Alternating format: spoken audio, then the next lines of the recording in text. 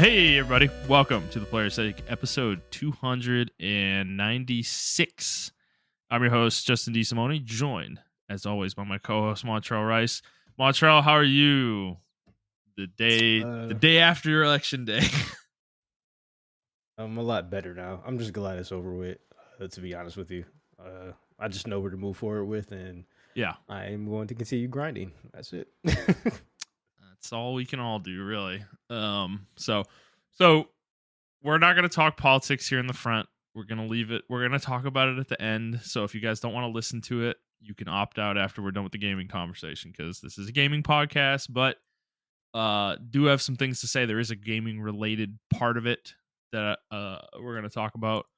But yeah, want to put that at the end of the show so people can choose not to listen if they don't want to. So, but Montreal, otherwise, outside of political world, how's life treating you? It was okay up until this week. Yeah, but I've been all right. I just Well, been you said stressed out. you said you're on vacation this week. Yeah, I'm about to go on vacation tomorrow, so Gotcha. I'll be out of town. So Yes, which we're recording a day early. When do you come back? next Wednesday. Well, next Tuesday. I'll be back Tuesday night, like in the dead of night, actually. Gotcha. So the Discord's gonna be even deader than it's been. Cool. Nobody wants to play shit anymore. It's sad. Well, I have a reason. I've been playing Dragon Age, so Which, yeah, we'll certainly get into that too. Yeah, Jesus, man, this is gonna be an interesting episode. All right, well, do you want to just jump right in so we don't waste any time here? yeah, we can jump right in. All right, let's do it. So, for those of you who haven't listened before, this is our weekly show where we talk about video games, video game news, and other topics pertaining to video games. And yes, sometimes those topics are political. Bite me. We post at 6 a.m. Central Time on Fridays on Apple Podcasts, Spotify, Stitcher, YouTube, your favorite podcast app of choice. And if you'd like to send us questions, you can do so on Twitter at The Player's Take, or you can send us an email to theplayerstake01@gmail.com, and we will answer that question on the show. All right. Well, Charles, let's jump right into what we've been playing. I can go first. I've been largely playing the same stuff. No League this week. Nobody wants to play League anymore, so no League. Not a lot of Turtle WoW. The new patch did drop. I played for a couple hours to test it out. The changes, at least for Hunter, do feel notable. My marksmanship, Hunter, out soloing, just doing quests and stuff. I was doing, I'd say, roughly 15 to 20% more damage than I was before the patch. So they are increasing power. It feels like across the board. That's kind of how it felt like when they were doing the patch notes. So we'll see what effect that has on the larger game ultimately. But so far, I like the changes. I'm actually pretty happy with what they did so far. But there were a lot of fatalists out there saying they were, if you release this patch, I'm gone. It's like, all right, bye. See you later. But yeah, I'm gonna continue to play that. Europa Universalis 4, I have continued to play that. I am advancing through my playthrough of India, or one of the countries that makes up India at the beginning of the game. Is called Vijayanagar or something like that. I don't know how to say it. But advancing there, I'm getting to the point where I'm not close to unifying India, but I'm making my way up there. I'm getting through the territories right now. I got some big rivals that I'm starting to get close to that I'm going to be fighting soon, which is going to be fun. Get into the kind of larger scale wars in the mid game, which is kind of cool. So having a lot of fun with that game. Not much more to say, like in the terms of mechanics or anything like that, but it is largely like, this is kind of the interesting thing with this game, is I feel like on the surface it's very complicated, and it is very complicated. But once you understand the game systems, I feel like it's very straightforward in a lot of ways. Like, I have figured out the financial economy part of the game to a decent degree, and how to manipulate it, and how to make money and actually like increase your revenue and stuff like that as a country, to the point that I have like a very high surplus of gold that I'm making right now, to the point that I'm like, I had like 10,000 gold at a certain point the other day when I was playing, which is an absolute fuck ton of gold in this game. Like 10,000 gold, like, just to put this in perspective, one regiment of infantry costs 10 gold, and I had 10,000 gold. So I could have bought 1,000 regiments of infantry. Now, I can't actually do that because there's a manpower mechanic in the game. So you need to have enough manpower in order to fill those regiments with soldiers, which I would not have had. But so I'm making a lot of money, though, is point being. So I figured that part of the game out, and the game's getting a lot more fun now because I can like fund a little bit more interesting endeavors where I can like I'm establishing like spy networks, and I can like destabilize enemy countries and stuff, and like support rebels and like make them more likely to appear for them, or I can like falsify a claim on like a province, which could then justify a war against them for me to go claim that province and stuff. So there's some interesting stuff once you have a lot of money at your disposal. There's a lot of shit you can do in the game, and that's really cool. So I'm having a lot of fun exploring that and figuring all that out right now. So game's very fun. The other thing, big game I've been playing though still is World of Warcraft: The War Within, which is the current retail expansion, and I hit level 80, and I completed the original launch campaign. So the story up through the first before the first patch launch for the game, and man, so overall I'd say like I don't hate this. I don't hate what this is. But what I will say is like I'm enjoying my time with the game, but I'm definitely feel like I'm going to drop out of it sooner than later. It's reminding me a lot of the loot specifically, the itemization specifically is reminding me a lot of Destiny in the way it is, where there's not a lot of depth to it. The itemization, you kind of, because the way World of Warcraft works, and then World of Warcraft's been like this for a very long time. Destiny probably took a lot of its ideas from WoW, actually, originally. But I feel like WoW further morphed and then took ideas from Destiny later, and has now kind of fully embraced this almost Destiny style system where the game, every piece of gear in the game has an item level, which that probably sounds familiar if you play Destiny, right? Light level and all that. And your character's power is totally dependent on your item level. So all content in the game is there's different levels of difficulty for all the content in the game, and that is based around item levels. So if you're at item level, let's say 550, you can do this level of content. Let's just say level 3. You can do the level 3 version of the delves, and then if you get to 560, you can do the level 4 version of the delves, and stuff like that. It's that kind of design. And I've been on record on the show, probably, I think, talking about this with like Borderlands and Destiny before. I am not a fan of this type of itemization. It is the most brain dead, mind numbing way to have a game's loot be designed, because it's literally just item level higher, numbers get bigger, you put that on. Doesn't matter what the stats are. Like, it's just, that's the way the game tends to work, and I haven't gotten to the higher end of this loot system in retail, and I kind of want to get there before I give my like final verdict on it. But because maybe at the higher end there's a little bit more nuance, right? You need this much crit, you need this much haste, you need this much mastery, and this much versatility, right? It might be that there might be some nuance there later on, but as you're leveling, it literally doesn't matter. It's just item level higher, put on gear. It's like it's that kind of thing, and I don't enjoy that.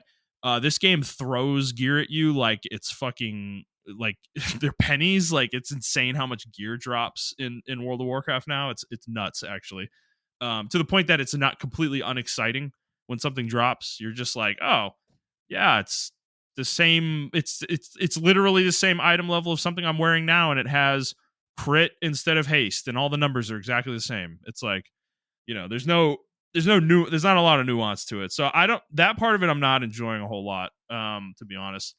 And the acceleration of how quickly you can get yourself geared is pretty extreme. Like, you can get yourself geared really fast when you hit 80. I'm not going that route. I'm kind of slow playing it, to be honest, right now, and like trying to smell the roses. So I am enjoying it, but it's like, man, they've like they've like completely designed this game for the most like I don't even know how to say it. Like people who just want to rush everything. You know when you played Final Fantasy 14 where like you'd play a duty with people and they would go pull like 7 camps at once? Yeah, It's like yeah, it's like that taken to the absolute nth degree with World of Warcraft, because I haven't done dungeons with other people yet, but I have read about it because I'm trying to get myself ready for what to expect. And dude, people just say like it's literally like the gameplay is you go pull as much of the dungeon as you can and AoE kill everything. It's like that's the design of the game nowadays. And I just don't find that appealing at all, to be honest with you. So I'm like, part of me's not looking forward to that. What I will say though is World of Warcraft has turned into a game where they've taken a lot from Final Fantasy 14 now as well, where they have made this game very solo friendly. Like if you don't want to play with other people, you do not have to play with other people in almost any way, shape, or form. So there's a few ways they did this. So this expansion introduced a new type of content called delves. And delves are, and there's a lot of them in this expansion. There's probably 14 or 15 total between the 4 zones. Delves are literally, they're basically just dungeons that are soloable. And you do them by yourself, but you have like an AI companion with you that you can like customize and spec out. So you can make him a healer, you can make him a damage dealer, and you can give him different abilities. And determine what he does in each delve, which is cool. This is a cool mechanic, and this is the coolest part of the game for me so far. Is they're starting to cater content around solo play, which is the only way they're going to keep somebody like me because I don't want to play like all the issues I have with itemization get exacerbated when you add shitty players and really mean people to the equation that I have to go do dungeons with, yeah, where they're just like talking shit or they're like, oh, you're one under my gear level, you're a fucking loser, that kind of stuff. And it's like World of Warcraft's just full of that nonsense. So it's like if I can avoid that stuff and still gear up and play the game to a degree close to what everybody else is doing, then that's cool with me. So yeah, these delves are cool. So far, this is the issue with it though, is you only have there's 11 levels to the delves, like difficulty levels you can do, and the first 3 are you're able to do during the campaign, during like the story campaign. The other 8 you cannot do until you finish the story campaign, which became a blocker for me. Like I was slow playing this, where I was doing every quest in the first 2 zones, and I did that. I did that along with the story, and then when I got to the 3rd zone, I hit level 80 in the middle of the 2nd zone, and I got to the 3rd zone, and I'm like, I went to go do delves, and I'm like, oh, I'll try the level 4 delve. Nope, can't do the level 4 delves until you finish the story. Like it's blocked, literally blocked. So your progress is blocked until you finish the main story, which I don't understand why they do this, because you can do the delves. It's literally just a gear score thing. They're just saying you didn't finish the story, you're locked at this gear score basically until you finish the story, which I don't understand why that is the case. So I had to spend 2 or 3 nights grinding through the main quest in order for me to actually start progressing my character again, which felt bad. Didn't feel good. So I didn't really like that. But I got through it. I finished the main quest yesterday, and I started messing around with content, like starting to do content to get gear and stuff like that. So I did a level 4 delve. I think I'm gonna do a level 5 maybe tonight, or something, and hmm start trying to get on that gear grind, I guess, and see what that looks like in modern WoW. But so yeah, the delves are very cool. I like them so far. The challenge is there. They're not super easy. I think there are. I have not really had. I don't think I've died in any of them yet, but I haven't gotten to the hard ones. Like I have heard that level 11 is actually legitimately difficult. If you're at the appropriate gear level. So I'm excited to get to that point where it's actually like challenging content, because it's not like super easy, but it's also not super hard. It's as long as you're smart, it's manageable.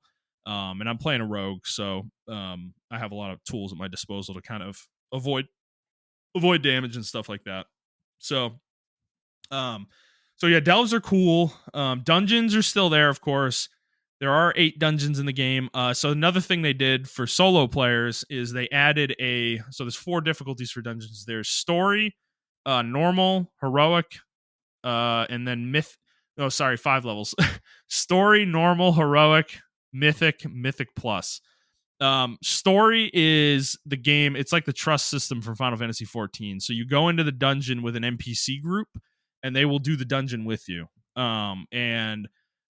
So you can kind of take the dungeon at your own pace.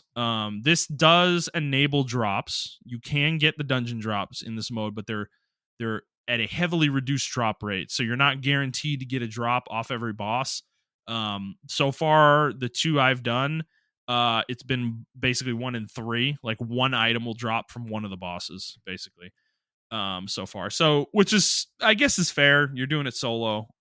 Which it's cool though. You get to kind of like take the instance in. This is not something you typically been able to do in World of Warcraft because, like I said, the meta, everybody's done this shit to death. They don't give a shit about, your first time through the dungeon. They're like, get over here, noob. Fuck you. Why the fuck you trying to get that chest over there? We don't fucking care. There's nothing in it.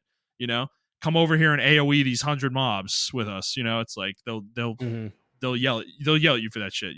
So to me, I like the inclusion of this mode. You are locked though. Story mode's the only one you can do, and you can't get high level gear from that. Obviously, you have to go into the normal, heroic, mythic plus difficulties to actually get like relevant gear out of the dungeon. So there is that. And then even the raid, I've heard, I don't know, I think this is implemented. I have not tried it myself, obviously. I'm not there yet in the story, but even the raid for this expansion, one of the raids, the one that ends the story, typically WoW's expansion stories are wrapped up in their raid. And the raid has like a cutscene after you defeat the final boss, and it wraps up the story for the expansion. Typically, if you're not a raider, you haven't been able to see that stuff. You've had to go to YouTube to see it. Well, they've also added a story version of the raids where they're heavily truncated. You can't get any gear from them, from what I've heard, but you are allowed to play through a certain amount of the raid and the final boss specifically with a group of NPCs to allow you to experience the story if you want to experience it that way. So I think that's a really cool addition as well. Like, that's nice. That's cool for players who are in it for the story, which I am admittedly one of those people. I do like story in my MMOs. So that's interesting as well. I don't know if I'll probably do it the first time that way, and then I may jump into like a looking for raid or something like that. But so there's definitely, it's cool. There's a lot of interesting stuff they've added for solo play. I think if you want to play World of Warcraft, you've wanted to jump in, if you always felt like the game is like impenetrable or intimidating in some way, like that is all gone if you want it to be, for the most part. Like, you don't have to play with other players if you don't want to. You don't need to engage with them. You don't need to interface with them. You don't need to do groups with them. So you can just play the game how you want, and I like that flexibility. I think that's a good thing for the game. Overall, I know some of our friends would probably disagree, but WoW has always been a game with an extremely toxic community, and that is a barrier to wanting to play content in the game. I don't care what you say. That's a real thing, and unfortunately, it's part of the game, and it's just baked into the experience now. It's not. Unfortunately, Blizzard's never policed it. They've never done a good job policing it. They built the community they had built, and I think it's the ship has long since sailed on ever fixing that. So what they're doing is giving people ways out where they can kind of opt out of playing with other people if they want to. So which might sound disappointing, but I mean, WoW's 20 years old, dude. It's like it's so far removed from what it originally was. It's like, I think these kind of decisions make sense at this point in the game's life if you're really going to elongate it. So and when I went online and looked at people's opinions, a lot of people are really excited about this content. Like, they love the fact that they can do this stuff and they don't have to play with other people, which is, it's sad that that's a reality, but it just is. And I think anybody who plays WoW, who's critical of this kind of stuff, should really look in the mirror and think about, if you're the type of person who's going to criticize people for their spec or the gear they have or the way they play the game when you're in a group with them, yeah, you might be part of the reason why people don't want to play with you. It's like, so I don't think people have that level of introspection, but it is what it is. So no, the War Within I think is pretty good. I think the story is serviceable. I didn't really hate anything in it. I will say I don't have context because I have not played the storylines for majority of the previous expansions back through like Wrath, basically. So I'm like really lacking context on like why certain characters are even here. Like there's a character, there's two characters, actually three characters. Sorry, there's three characters from Warcraft 2 that are in World of Warcraft in this story, and I don't Mhm. understand why. I don't know how they're here, why they are the way they are now. I don't like. I have no context for any of it, and it leaves me severely confused. Like they're like one of them in particular is a really cool character. It's Alaria from Warcraft 2. She was like a heroic version of an archer back in the day in that game, and she's an archer. She's like a ranger in this game, basically, is the way she is. She uses a bow. But and she's a cool character. I don't dislike what they're doing with her. I just don't have context for her journey, though. I don't really understand what led her to be where she is. Same with other characters like Anduin. Like he has this whole journey of like trying to rediscover the light, you know, because he was like a holy priest basically before, and he like lost the light at some point, and he's trying to get it back, and he's not sure he wants it back, and this whole like conflict with him, which is it's not like poorly done. It's just I don't have context for why he's here though, so it's like confusing for me. So if I do stick with retail in any way, like midterm, I'm gonna try to go back and experience some of the older expansions to try to get that context to understand. Because I do want to understand, like, I don't like what they've done with World of Warcraft from a lore perspective, but I will say, I will admittedly, this is kind of something I was feeling about Final Fantasy, right? Which is the reason why I wanted to go back and play the old Final Fantasy games. Is like, I don't have context though. Like, I feel the way I do based off vague, like large overarching things I've seen in their like announcement trailers and stuff like that. I haven't actually experienced the nitty gritty of their story in a long time, and I kind of want to go do that to see like, okay, is World of Warcraft as bad as I think it is? You know, like because we always talk about it and we talk shit about it, and you know, Brad and Jet feel the way they do about it and everything, and so do I. But it's like I want to give the game a fair shake on that front, at least. You know, at least have like I need to have experience it to really feel that way, like in a concrete, like calcified in stone kind of way, you know? So I do want to be fair to the game and kind of give that a shot. I just don't know if I'm going to be able to manage it. That's a lot of content I would have to get through. Like, I mean, we're talking multiple expansions. I mean, probably hundreds of hours of gameplay realistically. I don't know if I have that in me to play retail that long. So we'll see if that actually happens. But so yeah. So that's kind of where I am with it. One other thing, crafting is really cool. They have made significant changes to crafting over the last few years, it looks like, and it's a lot more complex than it was back in the day. Like vanilla WoW crafting is very basic. It is not complicated. It's not hard. You don't need to think very hard about it. You kind of just make the thing. You have the ingredients. You have the recipe. You make the thing. You know, it's like it's not very difficult. Whereas here in the War Within, I don't know how long they've been doing this for. Crafting and gathering professions have their own statistical like substats and stuff now, and they have their own skill trees for crafting as well. So you have to like pick a specialization, you know, early on in your crafting journey in the expansion, and then you get eventually you get all three specializations and you can max out all the trees, but you kind of have to pick one first and focus on it. And I'm finding that cool. That's very interesting, and there's some nuance to the gameplay with crafting now. You can like multi-craft things. Like if you're crafting like a regent or something, you have a chance to craft like two of them. You know, if you're crafting one or something, or say you craft two, you might craft four instead. So there are stats for that, and your skill trees help you do those things a little bit better as well. So there's a lot more nuance there to it. Obviously, the basic framework is still there. You have the recipe, you have the ingredients, you make the item, but there's a chance there's like quality levels to items now. Like there's like 5 tiers of quality as well, and you might make the item, but you might make it at like the shittiest quality possible. so it's not very good or not very useful or nobody wants it because of that.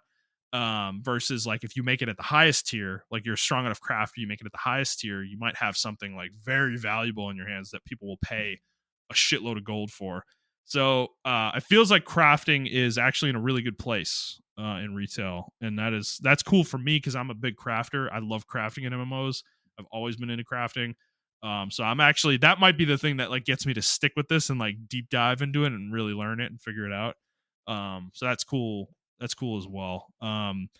Last thing, I keep saying last thing, but like one more thing is, dude, after 20 years of expansions, bro, the gold situation in World of Warcraft is out of fucking control. Like this game is fucking throwing gold at me like it's going out of style. It's crazy. I have 57,000 gold right now.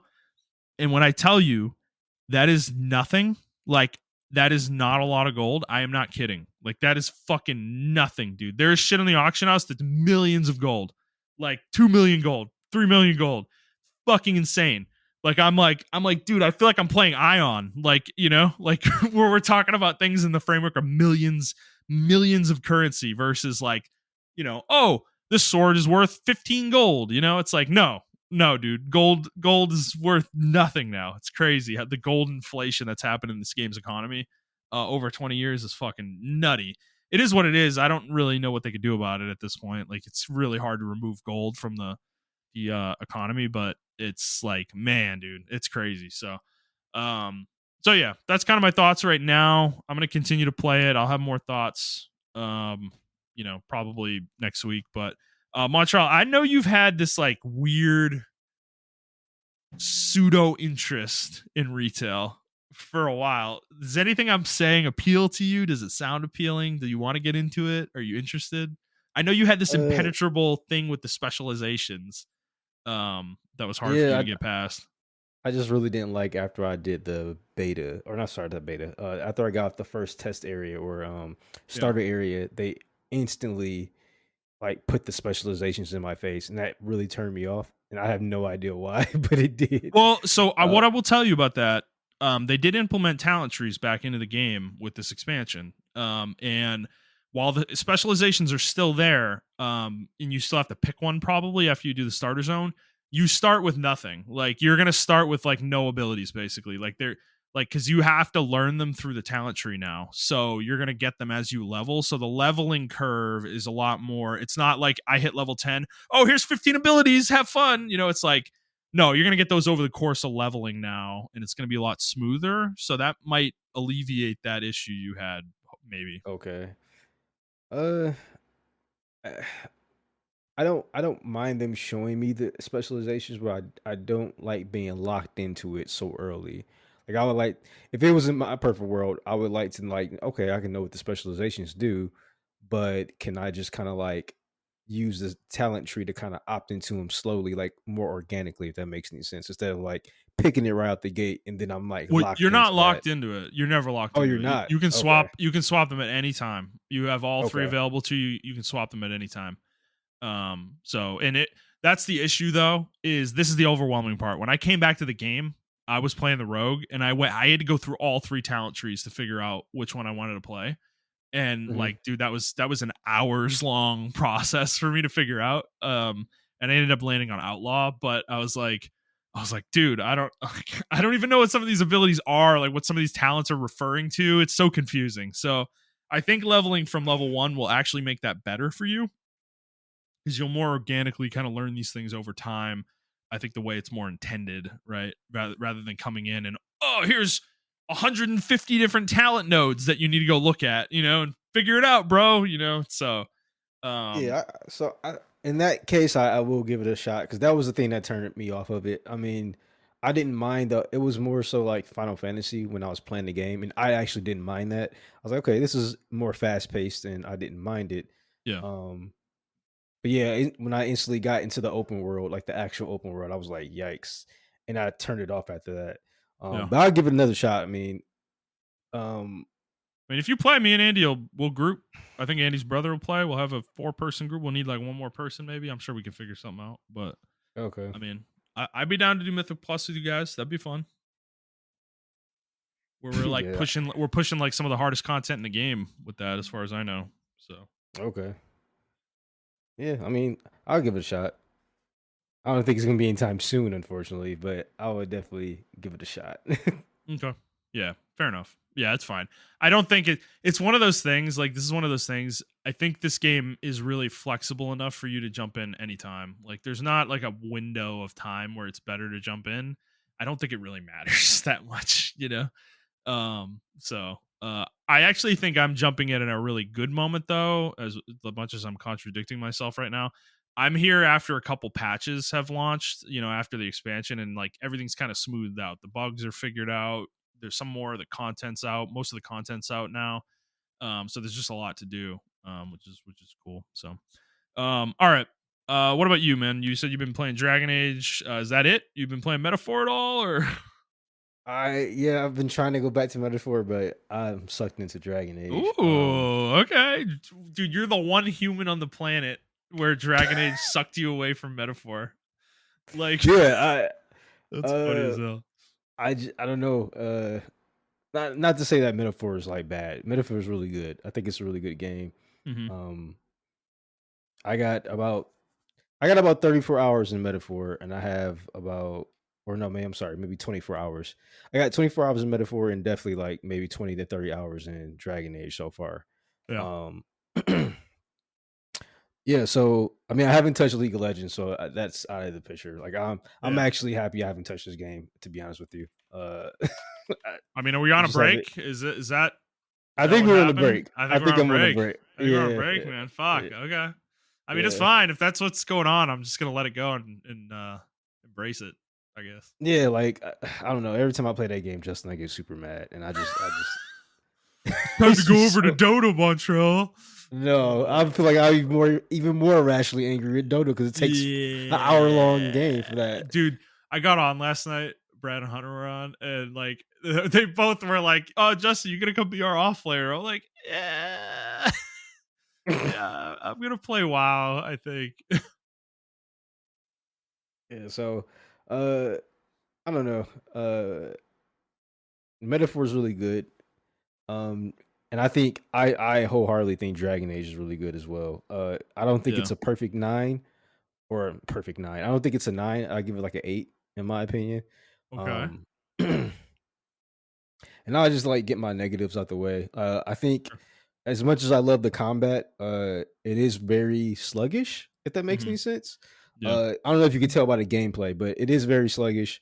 Uh, there are some Well, input is delays. it is it weirdly like is it stiff? I guess like Yes, yeah, yeah, like where you're yeah. like kind of locked into your movement path. That's kind of what it looks like. Where you're like you're not nimble, like you're not able to switch direction very quickly. It looks like Yeah, stuff like the that. gameplay is like slow but fast. I can't really Mhm. explain it because you can actually cancel out animations, so you Yeah. can do that.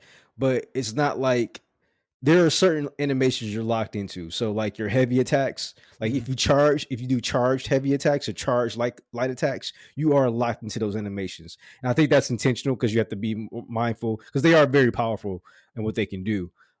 So you have to be very mindful where you use them and everything of that nature, and concurrent and congruent with the enemies. And the enemies themselves, they actually like, you know, um, broadcast their attacks uh very slowly, if that makes any sense, to kind of Okay. mitigate, to kind of compensate for that stiffness. Uh and it was jarring at first. But once I got used to it, I was fine with it. But that is like a major contingency point for a lot of people I can see who probably want to drop the game. Because it's not God of War fast or anything like that. It's a really Yep. I think it's a really cool it's a slow, it's not slow, but it's not fast. It's like a decent speed, I guess, for certain people. And the game was probably designed for people who are not really like action game aficionados like myself, or even though I don't consider myself that, but I play a lot of action games. So it's not like super hard, like, super fast, like Mm. any kind of ninja, team ninja games, but it's not slow as fuck as well. So you just have to be more mindful with your attacks and everything of that nature. Um, or you have to be mindful what kind of combos you're using in congruent to what you're attacking and everything of that nature. Mm. I am playing the rogue. I haven't played any other classes yet, But just from my experience with the rogue, it's the best class ever. It's always 'Cause you looked fun in Dragon Age, dude. I don't yeah. know. It definitely like it feels like they do it in a way that's like really appealing. Yeah, yeah. So, yeah, I don't know, man. It's just a really cool game to play. Uh, I mean, it's a simple level up system. Nothing really there. They have a skill tree, and then you have three. Each class has three. Excuse me. Three specializations. So, like for the rogue, it's the dueler, uh, like someone who can kind of like master in like traps and stuff like that, and then it's another one who can master in like archery skills. I can't remember the names off Mm-hmm. rip, but it is a skill tree, and then you build up towards like almost like a spear grid type thing, but it's not a grid, it's not a spear grid, it's just a skill tree, like spread out like a web or whatever, skill web. That would be a better way to put it. And you just like go to each node as you level up and highlight it that you want to level up that part, and then you go all the way up until like level. Once you get to level 20, then you can pick a skill specialization and go into there. I think I want to say you can actually have more than one specialization. I'm not sure yet. I'm only level 25 right now. But I'm assuming if you get your grid all the way over to the other side where the other specialization is at, you can probably use that specialization as well if you want to, or the skills inside that specialization. Um, you can respec anytime you want to. You can respect your companions anytime they want to as well. Mm-hmm. Um, so I think the major thing about this game that everyone's having is the controversy about the dialogue. Yeah. To me, the dialogue has always been standard.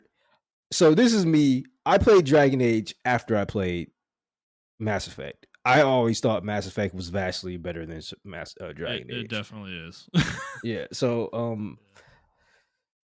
but I did go. I played Dragon Age Origins, two Dragon Age 2 Inquisition, and now this one. Mm-hmm. I didn't beat 2 because I thought 2 was like really trash. I got like 15 hours into it, and I was just like, "Oh, you're just spending all your time in the fucking city, and that's it." Like that's literally it. There's like two Mm-hmm. dungeons, and everything's copy and paste. There's like two I'm not. environments. Yeah, every Yeah, event in the game takes place on the same street. Yeah, yes, I'm like not joking yeah, with you. It's so crazy. yeah. Um, Well, they had a year and a half to make the game, so I don't even think it was exactly. a year and Yeah. a half. I think it was like 12 months. It was fucking It nonsense. was, But yeah, yeah. So it definitely shows. It, it definitely fucking shows. yeah. Um, but yeah, so yeah, I think the gameplay is a really good mix of like speed between like Inquisition and Dragon Age Origins. Like I'm talking about speed wise. Because Dragon Age Inquisition was pretty fast as far as its combat as well. But this one you actually have like combos. So you don't in Dragon Age Inquisition, even in Dragon Age 2, you always held the button and it auto attacked for you. In this game, you have actual designated buttons like X and Y, Mhm. one or X and square rather, one be or X and triangle rather. I'm sorry. One's your heavy attack, and then one's your light attack or whatever. Yeah. So you have designated buttons for different attacks and everything of that nature. Obviously, you can just in Dragon Age Origins, you just walk up to the person like a regular CRPG and you can auto attack. It was almost like a mix between a CRPG and an MMO, the way like Dragon Age Origins kind of worked or whatever. The way you can do your attacks from there.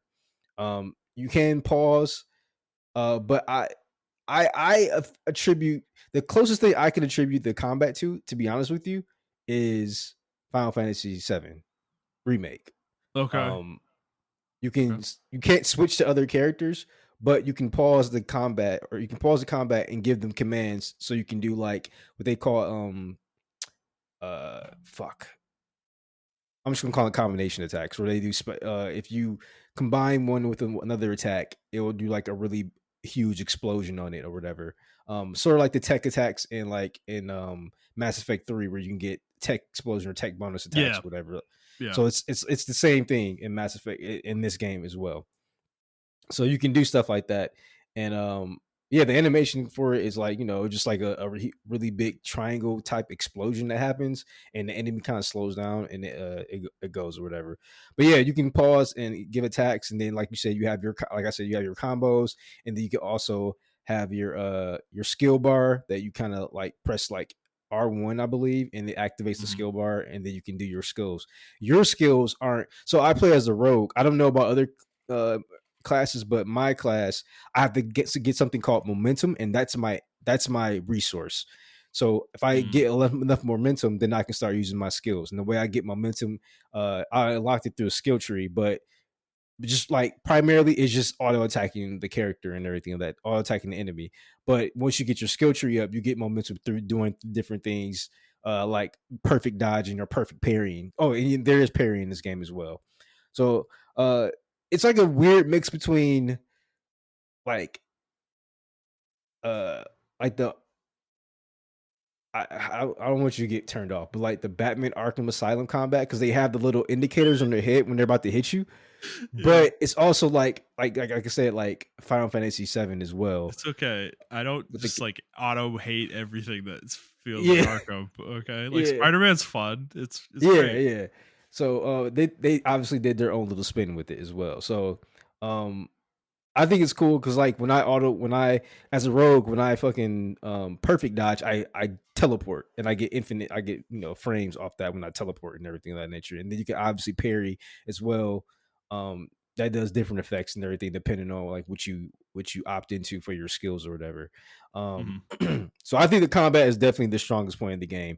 The environments, I know I was talking about the conversation piece, I'll get to that a little bit later. The environments are really big, but they're corridory. They're more Yeah. so corridors, but they are really big. And I consider them like, I don't want to say it like again, but like open linear.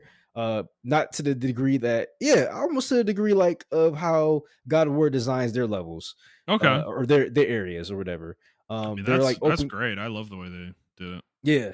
So like it's like that, and they have like multi levels on each area. Uh, so far they're like, and they're huge too. There are like 5 different areas in the game that I'm in right now, and like each one is huge and has like it's like a maze running through it and everything of that nature. So Yeah. they are not small areas, which is a very, I actually prefer that compared to like Dragon Age Inquisition, where sometimes you were just in a big ass field and like you know there'd be little points of interest here and there. um One thing they got rid of that was in Dragon Age Inquisition. Inquisition had the MMO like quest, like, oh, go kill 5 hogs over here, and do this and collect 5 hog meats or whatever the case. They don't have those kind of quests in this game so far. They Mm. have very fleshed out quest that I think is really cool. It involves a lot just combat stuff like that, or sometime your companion quest is just you going to like an area where your companion wants to talk, and then y'all would go like back to their area where you met them or whatever the case may be. Like for instance, this one necromancy mage that I have, and he in this world of necropolis, and I would go back to Necropolis with him, and we'll just talk, and he'll give me exposition about maybe his background and why he does this and everything of that nature, Yeah. which I think is a really cool way to get to know the characters and everything of that nature. You essentially are getting to know the characters when you do those side quests. Um, there are there are points where you like make a decision, and then the game logs that decision for you. It'll tell you like Solus will remember this, but like not in a way where like like Solus approves or disapproves. It logs it in a way like Solus will remember that you are willing to die for a cause or something like that. Mm. And like it would be major decision trees like that or whatever. I don't know what those mean, but I think those will have like ramifications later on. Yeah. uh but there is like, I did run into like one of my first major decisions between two of my teammates, and I had to choose one or the other. They're like, we need to go back to my city because this is happening, and I'm like, no, we need to go back to my city because this is happening. And like, which one will you choose, Rook? And that's who I am. I'm the rookie, but I'm Rook. That's my name, Mm. or whatever. So I chose one person, and the other person became hardened, which means uh they won't our relationship won't build as fast, Yeah. and they won't use any heal skills on me at all, but all their other skills are powered up. Huh. or some of their other skills are powered up, but they That's won't use any interesting. kind of they won't use any kind of support skills on me at all, Okay. or for the team in general. Huh. Um, which I thought was very interesting. So so now like now that I explained that I think the story is more so light fantasy or Yeah. high fantasy. Um, I actually wanted you to kind of explain the difference between like I just want to make sure I'm using the right terminology between dark fantasy and like. Can you give me a quick explanation between the dark fantasy and high fantasy? Yeah, so high fantasy is like Lord of the Rings style where you have your like, those like, the elves are like always this like they're like the super clean race. Everything's like white and golden and they're like very prestigious, and it's just like it's a lot cleaner type of fantasy where like the dwarves, yeah, they live in mountains, but they're not like portrayed as like dirty or anything like that. Where you're like a kind of dark fantasy is more like The Witcher, where everything's like gritty and dirty and like the world is like really just like a dark place. There's concepts like racism and stuff like that, which Lord of the Rings doesn't really have. High fantasy Yeah. doesn't tend to go into those realms, generally Oh, speaking. okay. So So yeah, I would say it's a mix of both.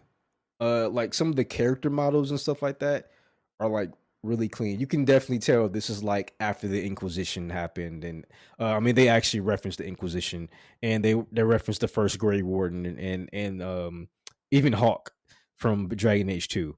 So they reference these people, and obviously we know in Dragon Age like there is racism against the elves, and it's not as pronounced in this game though, but there are different things that happen, but it is a mix. I would say more 60-40 high fantasy, dark fantasy, or maybe 70-30 rather. 70-30 high fantasy and then dark fantasy or whatever, because they do have those concepts there. hmm So this is where I take a little bit of issue with. Um, so the part where Skill Up said everything feels like a HR oh, yeah, that's become thing or the whatever. Yeah. oh, that's become the banner standard. The fucking that's become the banner for everybody who hates this game for sure. Yeah. So I think the issue is, which I don't know if it's bad writing or just maturity, because these Yeah, are adults, right? So it's like they make logical decisions and like it just makes sense. And everybody's like, yeah, that kind of makes sense. I when I'm in those situations where I'm like, I would probably say that in those situations. Like no one really the issue is like there is a lack of conflict. Like yeah, Rook is like, like he's like kind of logical about the situation. Like, yeah, like why would you do that? Like that doesn't make any sense. And then the character's like, yeah, I guess you're kind of right. That doesn't make any sense. Why would I do that? Or blah blah blah blah blah. The one that irritated me, and it wasn't, and I think it was. I don't know if it's written badly or good. Me and my other friend were talking about this. So we actually did. Remember, I told you where we had to pick two characters in mm-hmm. the dire situation. I told the other character, like, I'm going to send two other people with you, and they're like, okay, and I'm going to go handle this city. Yeah, Because in my backstory, like you can choose your backstory, um, in the game or whatever. I think you can do that on Dragon. Yeah, you can do that on Dragon Age Origins as well as Dragon Age Inquisition. You can kind of choose your backstory. And I mean, obviously you can do that on Mass Effect as well. But in this one, yeah, you choose your backstory, and you got 7 backstories to choose from, with 7 different factions. And I chose the Shadow Dragons, which are a faction from hailing from Mythoros or Mythoros. I can't pronounce it. But we are an organization that's dedicated to freeing people from slavery, from the high class in that city, and we're like a shadowy organization that does that, and kind of like Robin Hood type situation in that city. yeah, But yeah, so that city was under attack, and I was like, obviously, I have to go with my home city. Like, what the fuck, you know? And that was where another character was from. So I actually did that. hmm So when it came all said and done, we did a mission, and then we all grouped back together. He was like, the guy that I didn't choose was like, yeah, I understood why you did that. That is your home city. It sucks, but I had to do what I had to do too you know, for my city or whatever. Yeah. And it was like, yo, that's very mature of you. Like you're not being like a real asshole about it or anything like that.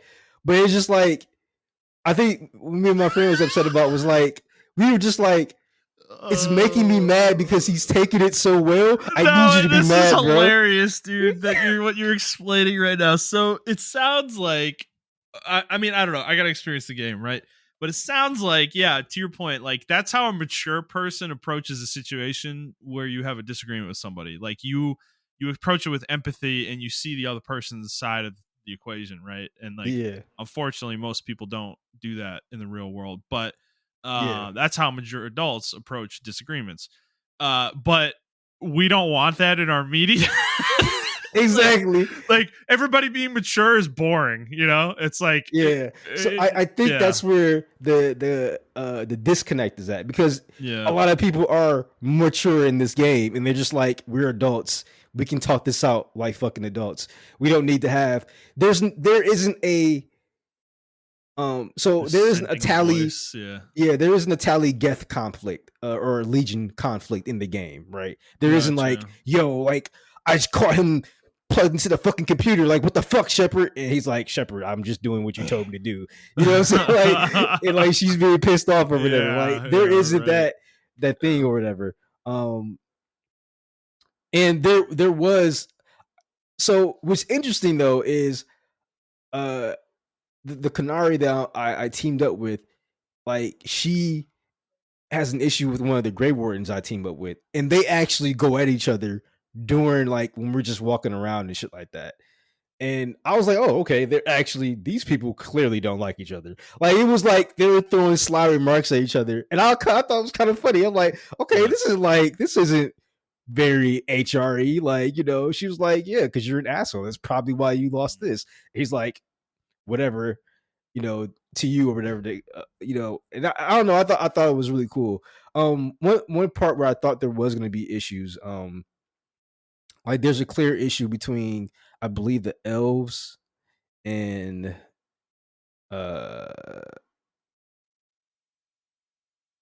fuck. Oh no, it was the so one of the people on my team. She's a mage, Yeah. and then the other guy he specializes in hunting mages and assassinating mages. And Mm. I thought there would be a tension there, but they were like kind of like mature. Like she was like, "If the Rook trusts you, if Rook trusts you, I trust you." And he's like, "Oh, okay, well, that's very good of you, I guess, or something of that nature, right?" So it was just like Yeah. it's not the lack of bad writing; it's just that everyone's mature, and it does make for a boring. Sometimes the interactions are boring with in that aspect because you want drama, you want entertainment, you want all this shit, you want Well, I characters think to with do what you dumb just dumb shit. described too, it doesn't make a whole lot of sense, right? If you're a mage and you're in the same group with a mage hunter, like assassin, wouldn't that make you uncomfortable? Yeah, Like exactly. I would think that would make you like sleep at night with one eye open, you know, and like you'd be like, I mean, I don't know the context, right? Is this guy like a sword for hire, or is he like specifically like he hates mages and he's trying to kill every No, mage he runs he into, or doesn't like, he doesn't so yeah, it's interesting. He doesn't actually kill mages for like fun or that's like his specialization. He just knows how to get around mages and their magic to kill them.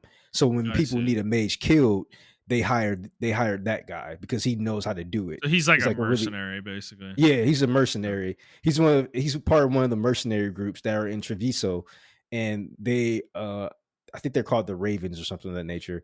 Um and their thing is we don't let a contract die. We always fulfill our contract. So they're a major shadowy organization in Treviso. They kind of run Treviso through Yeah. the shadows and everything of that nature. And I actually had to free him from prison or whatever the case may be. But he has like a quirk with him as well that I won't really get into, but I thought it was really interesting as well. Okay. And then like him and the Grey Warden, they don't really like each other because of that quirk that he has. And like the Grey Warden is like pretty skeptical of him that I have with me or whatever. So there is only one character that's like the Marvelly character, and that's her name's Blara. She is like the Marvelly quippy character in the game. Her and Harding kind of are the quippy characters. But those are the only two, in my opinion. and I rarely adventure with Hardin, Yeah. but I do like Blara, so I am adventuring with her. But I also do like Harding as well because I liked her in the previous game in Inquisition, and I couldn't romance her in Inquisition, but you can romance her in this game. Okay. So but yeah, like she was always like really quiet in Inquisition, but like when you talk to her, she'll open up and she's like a scout master for you. She'll scout things and everything like that. But yeah, Yeah. Ballora is like she's like a mage almost archery type person, and but she's like super smart. She's an elf, and yeah, she knows a lot about the trinkets and everything of like elven culture and all the other stuff like that. Uh, I will say I think the weakest point of the game is the main antagonist. Yeah. I don't really care for them. Okay. Uh, I think it's really interesting what they do with one of your main party members from the older game. So this is another part I have with it, right? I didn't play the Dreadwolf DLC for Inquisition. And I feel like if you don't play the Dreadwolf DLC for Inquisition, you are going to be lost when you play this game. They do explain who the dreaded wolf is, which is Solus, Yeah. and why he does what he does, and everything of that nature. But like, I was just like, if you played Solus from like the first Dragon Age Origins, and then you didn't play it again, you would not expect Solus to be like this important to the story. He was very important in the story of Inquisition, but like I said, that was like he was doing stuff with the Veil, and the Veil is another thing that comes back in here um in this game, and they also bring the dark spawn back, so the blight comes back as well Okay.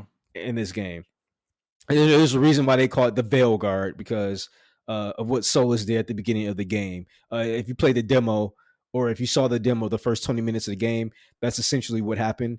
So I'm not really spoiling it for anybody. Like, he's trying to slice open the veil, and he has to do something so he can prevent the fourth or fifth blight coming around. And he wants to like stop these elven gods. Well, they're like really powerful elven mages, but they're so powerful that people think they're gods, so they call them gods.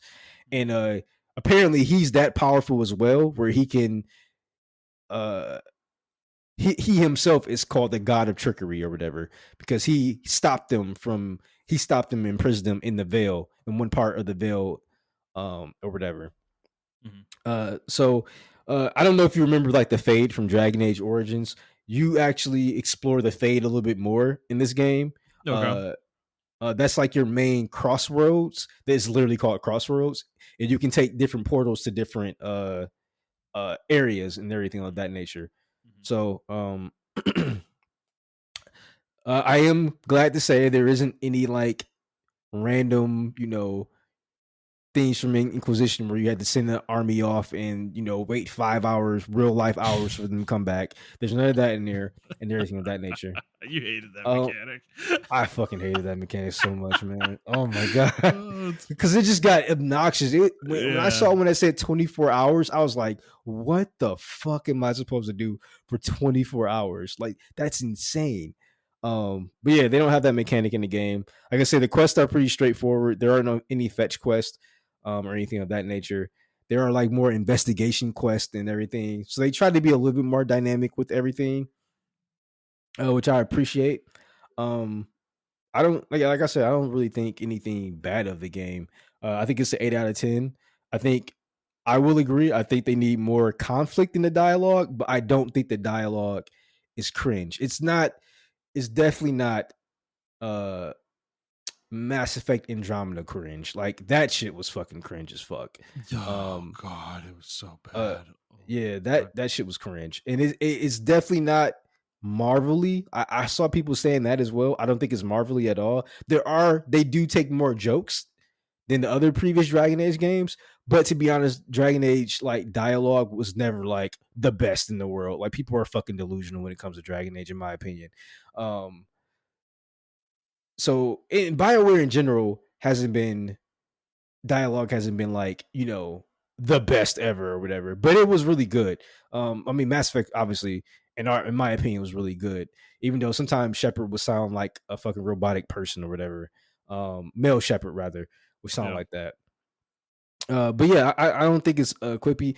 And another thing, people are blowing these clips of like the transgender bi non-binary thing way out of proportion. Bro, I didn't encounter anything about anybody mentioning their gender until 20 hours into the game. Yeah. And that was it. Like, and then it wasn't even a big deal. It was like a kind of a casual conversation.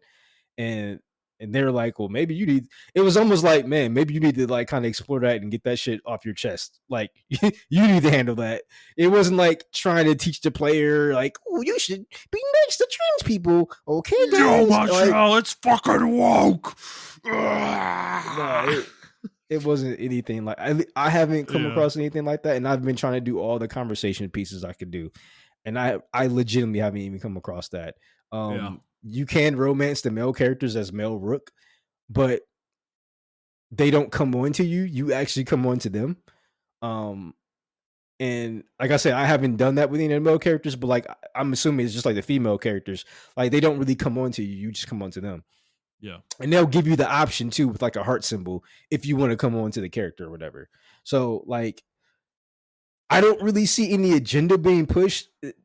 I mean, Dragon Age has always had LGBT characters in it.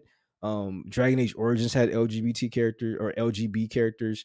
They didn't really include a trans character until uh Inquisition, and then even that it was a side character. It wasn't even a main character in your crew. Mm. So none of your characters are technically trans in the game. You do have a non-binary character, but it's not like the character is just like I'm non-binary, and it's not like they're like, "Oh, you're a man. I don't want to be with you." You can actually still romance the person. So Yeah. it's just like, so it yeah, it was heavily overblown. Um, the combat, I think the combat is really good. Um, there are some bosses that are like very obnoxious with their health. But like if you know how to assemble your team correctly, you can whittle down the boss's health like really fast. Or if you're under level, if you're severely under level, then yeah, it's gonna take a while. Which I think skill up was running into. I'm playing the game on the second hardest difficulty because if you play on the hardest difficulty, I didn't know what the game entailed, so I didn't do that. Because if you play on the hardest difficulty, it's like a literal like a different game. You can't turn the difficulty down or anything like that. So I'm playing Yeah. on the second hardest difficulty, um, which is underdog, and yeah, I mean the characters are the enemies hit hard and everything like that. You have to know how to dodge. You have to know how uh to do combos and everything of that nature, or team combination attacks and other status effects. You have to know how to do that, and you'll survive the game and you'll beat the enemies pretty fast. Like I clear, and like none of my fights take longer than like 1 or 2, not even 1 or 2 minutes, maybe like 30 seconds. So like that's why I was just saying, like when it comes to this game, I I just feel like, me personally, when it comes to skill up, I won't listen to his opinions when it comes to action games. I truly think he just doesn't like action games. Every time I listen to one of his videos, is is not the best. Say like with Stellar Blade, with Mm. Final Fantasy 16, and everything of that Mm. nature. True.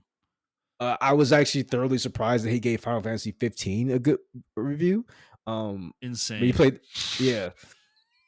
I'm sorry. So yeah, He I played it just after all the DLC came out, it doesn't so matter. It's still an action game. Like no, it's I know, but it's quote unquote a much better game with all that. So, you know. so I mean they do change a lot of the combat. You can swap between Yeah. characters and everything like that. So they have more team attacks in the Wario edition. Anyway, in this game, like I guess I can understand too if you wanted a CRPG or if you wanted like the MMO ish style of combat that was in Inquisition. Because Inquisition, I will say, was way more RPG ish. Like they had their damage numbers, not damage numbers, but like there are certain ways to apply damage and everything of that way to get high levels of damage. You had to really know how to build your character for that and everything of that nature, and your side characters. In this game, you can kind of experiment with what you want to do, but they still have that same, it's not as deep as Inquisition or Origins, but it's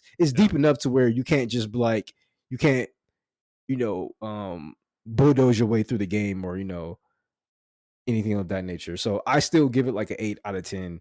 I think it's a really good middle ground for people who like action combat and for people who like RPGs with the like RPG element, in my opinion. Yeah. I am sucked into the game. I do feel like I genuinely like all my characters, all my teammates. I don't. It's kind of weird. Like I was going into this game expecting me to hate one of these characters, and I genuinely like all the characters. Like there's not Yeah. one character I'm just like, ugh, can't fucking stand them. Like I genuinely like all the characters and the way they interact with Rook and the world and everything of that nature. So yeah, that's my thing on Dragon Age. I mean, So it I sounds like, think yeah. yeah, I'm sorry. I was say I think the I think unfortunately Dragon Age is caught in the storm, the political storm of what's going on now. Um Yeah. and it will be it will be a I think that's continuous an thing. understatement, to be Yeah. honest. Yeah. So it sounds like the game's difficulty scaling is just really bad. Like that's what it sounds like. Mhm. And I like you're getting me to the point where I'm thinking about I kind of want to play this game, but I'm like, fuck, dude. Like I haven't played Inquisition, I haven't played Dragon Age 2. I would be like, I need to No, go okay, watch. so I will say you will be okay without playing those games. This is a totally new team and everything of Yeah, that nature. Or not like the actual like not the but there um are characters from the other games in this game, aren't there? yes, yeah. Yeah. So um So yeah, it sounds like the difficulty scaling is poor though. This is kind of I'm kind of guessing. I don't know if you because you played The Witcher 3. Like is this like Witcher 3 issue where it's like on normal the game is like mind-numbingly boring where you can Yes. literally just mash the attack button and win everything and like Yes. on Yeah. higher difficulties you actually need to use your skills and use potions and use signs and strategically dodge and position yourself, it's like Yes. Yeah, okay. Underdog Yeah. is definitely like that. Even I haven't played the hardened mode yet, but from what I've seen of hardened mode, they actually change certain things where like certain potions are at and everything of that nature. And you probably have to use your skills and use your teammates even more mindfully that you have to do in heart and in Okay. underdog. Yeah. So Because yeah, yeah. this is what happened to me with The Witcher, where like I tried to play the game on hard when it came out, and by the early mid part of the game, I was so bored with the combat because it was so fucking easy. I was so like the scaling of statistics and leveling Geralt like was such that like the game was hard early. Was like there was some difficulty early, but you outscaled the enemies so bad by like the mid game, it was just pointless. Whereas Death March really didn't have that. Like it took a very long time for that to actually ever happen with any combats, from what I remember. So it's like it feels like this game is kind of like that too, where like they just kind of got the scaling wrong, and to the point that it makes the game not fun, probably. Because it happened to me with The Witcher. Like I the only time I found that like I played The Witcher 2. I think I only played it 2 times, but the first time I played it, dude, I got through the first 2 acts and I got to Skellige and I just dropped the game. I was like, I can't.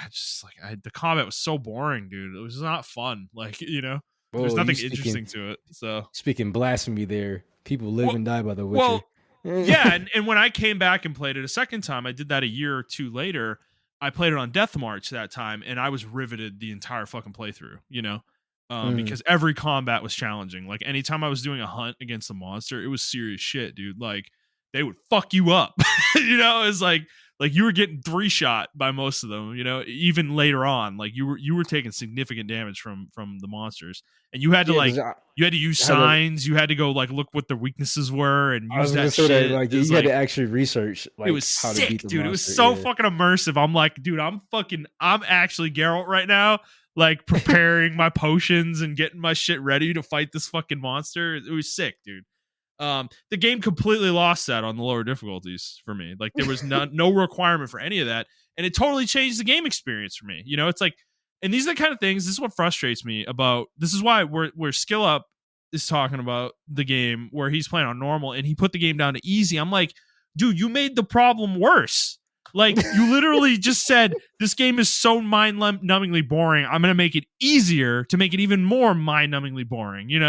And it's like, I understand what he was saying there, that he's like so bored he just wants to get through the fucking game and like get through it. But I'm like, maybe search a different way for a solution to make the game fun for yourself. I don't know. So I do will you, say yeah, I should have, what I should have done is I should have like played like 5 hours of it, got the combat down, and then went to hardened mode. yeah. Because hardened mode you have to start the game completely over. Um, I'm just going straight so into it, baby. If I play this game, so that's what it yeah, I sounds think you like. should. I think you just go straight into it. Yeah, And if you don't like it, you can go down to like a lower difficulty or whatever. You can just start the game over and go to a yeah, different lower difficulty. But I'm playing underdog, and I'm not outscaling the like, because if you run, they give you missions sometime where you're like, I'm level 25 and I gotta beat like a level 40 dragon. I'm not beating that dragon like at all. Like I'm yeah, pretty sure if I was like on normal or easy, I can beat the dragon at level 25. yeah. I fought someone. I was level 16. I fought someone at level 25, and that fight was dead ass like 15 minutes long because I was like really trying to beat this monster or whatever. And that's because I was severely under leveled. I was like 10 levels under or whatever. And he can like 3-shot you or whatever. So yeah, I don't know. I think the game, like I said, I think the game, like you said, has level difficulty issues or yeah, just difficulty issues. But I still think the game's overall good. Um, yeah, in my opinion, like yeah, I Okay. don't know what else to say. So, question for you then: like, do Mhm. you feel like how many reviews have you actually consumed? Is it just Skill Up or anybody else that was like negative on the game? Like, do you feel like they were being unfair to the game, or um, I don't know, like Um, like you feel like they're missing something that maybe you're getting, or like I don't know. I feel like I understood Skillup's critiques of the game. And some of the other people, like someone gave it like a 6 out of 10 or something like that, and Yeah, whatever. I was actually very critical of like IGN's review, who gave it a 9. yeah, I don't think the game's a 9 at all. I think that gives people the wrong impression, and you are shilling, in my opinion. Um, but I also think I personally can't give this game below a 6. Like if mhm. you go below a 6, you are trolling. I still think 6s are good, decent games. And my Above grading average, scale, right? yeah, Yeah, it's above above average. average, right? Yeah. If you go below a 6, then I think you're trolling. Um, like I said, the dialogue stuff where he says the HR stuff, I understand where he's coming from now with it. I think the writing is just different to where the writers are writing it as these are mature adults, not this is not a fucking um reality TV show situation, right? Yeah. Uh and uh, uh yeah, and I agree with him. I think that's where he gets it wrong. I think I agree with him in the simple fact that there needs to be more drama, right? I do think there needs to be a little bit more conflict with the team. Um, but not to say that every team's like that. If you have a well-oiled machine, you have a yeah, well-oiled fucking machine or whatever. But it's just yeah, like, I mean, it is a video game. There is some conflict. There should be some conflict, maybe every once in a while. And not everyone needs to be the most mature person in the world. Uh, so that's where I think people confuse maturity with HR, and like because yeah, that's how you would handle a situation if you were in HR or whatever, or if you're in a workplace or whatever. yeah, Um, I don't know. I feel like if we got into a debate, me and you, we would probably handle it like them. Like yeah. if something happened between me and you, we'll sit down and talk about it. Like the situation with one of our one of our old podcast mates that happened, and we Mhm. talked through it, even though like it kind of ended not the greatest. But then they came back and apologized to us. Like that to me, that Mhm. would be like Dragon Age Veilguard right there. Like someone went Yeah. off and then they come back and apologize, or they wouldn't even go off. Or in Dragon Age Veilguard, they probably wouldn't even go off or whatever. Mhm. So it's just like, um, I do think the combat as well. I don't. I think it's not what people wanted. Um, because it's not a CRPG. I think people wanted another CRPG. I think Dragon Age Inquisition was like going in the direction of maybe trying to Bring do a that back a CRPG, little. bring that Yeah. back a little bit, and then they just went full action, which I am kind of grateful for. Like, just we know what you wanted to do Pick a in Dragon direction. Age 2. Yeah, Yeah. in Dragon Age 2, it was very fast paced. And it was like, I know what you want to do, just do it, um, and they did it. So I think that turned a lot of people off. Animations, I think this is just BioWare style. Uh, they're not as like stiff as like old Mass Effect, but Yeah. they're not as fluid as Baldur's Gate or whatever, if that makes any Yeah. sense. Baldur's Gate 3. Yeah. So that being said, like also the characters do have like facial expressions. They do, some of it is a little jarring, but some of it's really good as well. But it's also like I think that's just how BioWare does their engine, and that's how they do it. Now, I mean, that's how they've been doing it. I mean, Mm-hmm. I don't know I don't know how to really explain it. Like it's just the BioWare way of them doing their game. You know how BioWare games are when you talk to somebody and they make certain movements and everything like that when you answer a question or whatever the case may be. Some of the movements are always like reused and everything of that nature. And it's like because me and DJ used to tease each other all the time with those movements, like because that's how much we played Mass Effect or whatever.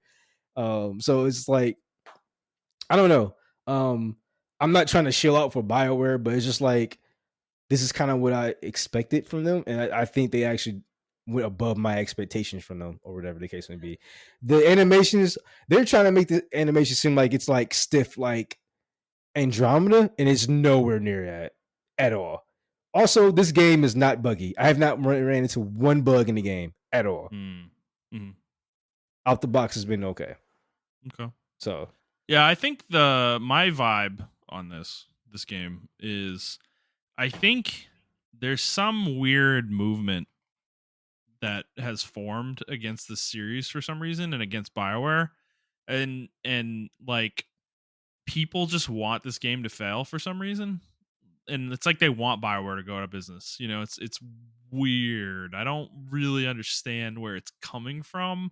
And I feel like people are like Skill Up is like inadvertently become like the poster boy for it, this kind of thing. I don't think that's what he wants. I doubt that he wants that, but it's like it just seems to like I think this happened with Final Fantasy 16 actually as well too, because I just hear people parroting his review a lot and some of the things that he said all over the internet.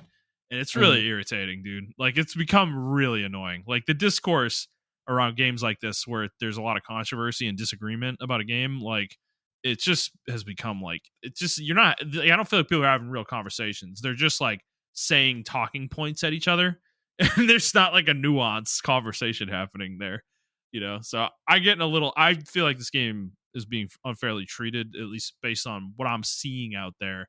Obviously I haven't played it, so I don't know how justified some of the criticisms are, but I mean, I think it just feels like an overreaction, you know. It's like maybe the game is between a 6 and a 9 for most people, you know. And it's like if you think it's a 6, it's not the worst game ever made. It's not an abomination. It's I just can agree not. with that. It's Yeah, just not perfect, you know. It's like, yeah, or it's not yeah, the game you wanted, maybe necessarily. But yeah. it's like And I think it doesn't that's where a sound lot like of it's a people will bad fall video at it. game, though. You know, it doesn't sound like it's a Yeah, bad video game. You know, yeah. It's I don't think it's a bad video game at all. Like I've seen people giving it 2s and 3s and all that stuff that like seems that. insane, dude. A 2 is like, like, bro. I don't even think I'd give Final Fantasy 15 a 2. Like, I wouldn't and I either. hate that game. I would still give that game a 6 or a 7. I hate that game, by the way. I still would give it a 6 or a 7. I'd probably give it a 3 or a 4. 3 or 4. Probably a 3. Probably a 3. I probably land on a Well, 3. I'll give the But Royal Collection a 6 or a 7. sure. I'm talking about release Final Fantasy Release 15. Final Fantasy, yeah, that's a I think that 5. game is an abomination. It's a 4 or a 5 for sure. Yeah. Well, because 5 is like an average video game to me, right? That's my scale. Yeah. So if you're a 4, you're under like sub at like below average. You know, if you're a 6, you're above average. If you're like a 7, you're solid. If you're a 3, you're bad. You know, like a 2 is like maybe I do think it's a 2. A 2 is like an abomination. A 1 is like unconscionably one of the worst things ever created. You know, it's like I don't even know what I would ever give a 1. I don't think I've ever experienced a game that I could reasonably give a 1 to. Like that is a Like that is the worst of the worst, you know. And I don't think I hate Final Fantasy 15 that badly, you know. But it'd Yeah. be somewhere in the 2 to 3 range probably. I gotta stop Yeah, talking about this game. and you know what? I'm watching like conversation clips Yeah. from Dragon Age right now, and they're actually Hmm. better than what I'm remembering right now. Hmm. Uh, like the new Dragon Age game. So it's like I don't know. I think the animations are okay. Like I said, they're not. I think people were expecting like Baldur's Gate, but they aren't like bad at Is all. that fair? Do you think that comparison's fair? That's another one that's kind of getting to me a little bit. I know we were talking about that when Baldur's Gate came out, and people that remember that guy who wrote the article, like don't or like did the tweet or whatever he said. Don't compare games to Baldur's Gate 3. It's not going to be fair going forward. It's kind of weird. I don't agree with him. I still disagree with his Yeah, I sentiment, still disagree with them as but well. I do feel like in this case, it is a little weird that people keep comparing this to Baldur's Gate 3 because it's not the same kind of game. It's just not the same kind of game, you know? It's not a I CRPG. Like Well, I think people are comparing it not the CRPG aspect of it, but like the the conversation piece, dialogue and the the narrative. dialogue. Yeah, Okay, but I I mean, think are we that's gonna do that? where. Are we gonna do that with every video game going forward that has choices and shit in them? It's like I don't know. Like I feel like Baldur's Gate 3 is doing a very specific thing, you know, and I don't necessarily think that's what Dragon Age is aiming for at all. And I don't think Mass Effect aims for that either. I don't even think Dragon Age Origins aims for that, frankly.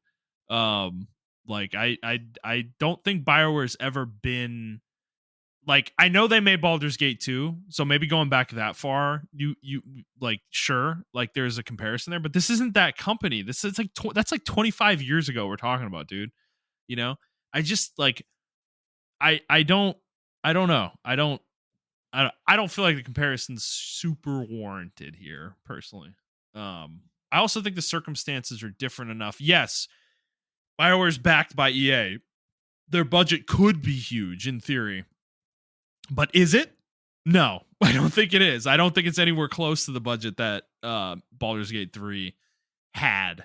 You know, like Baldur's Gate 3 had like 200 million, I think, or something like that was the budget Yeah. for that game. It's huge. Like this game, I maybe it is that high. If it is, okay, then it's probably worth the comparison, you know. But dude, if we're talking 50 to 100 million though for this one, um, you know, I don't know how fair that necessarily is personally. But So, what's interesting as well.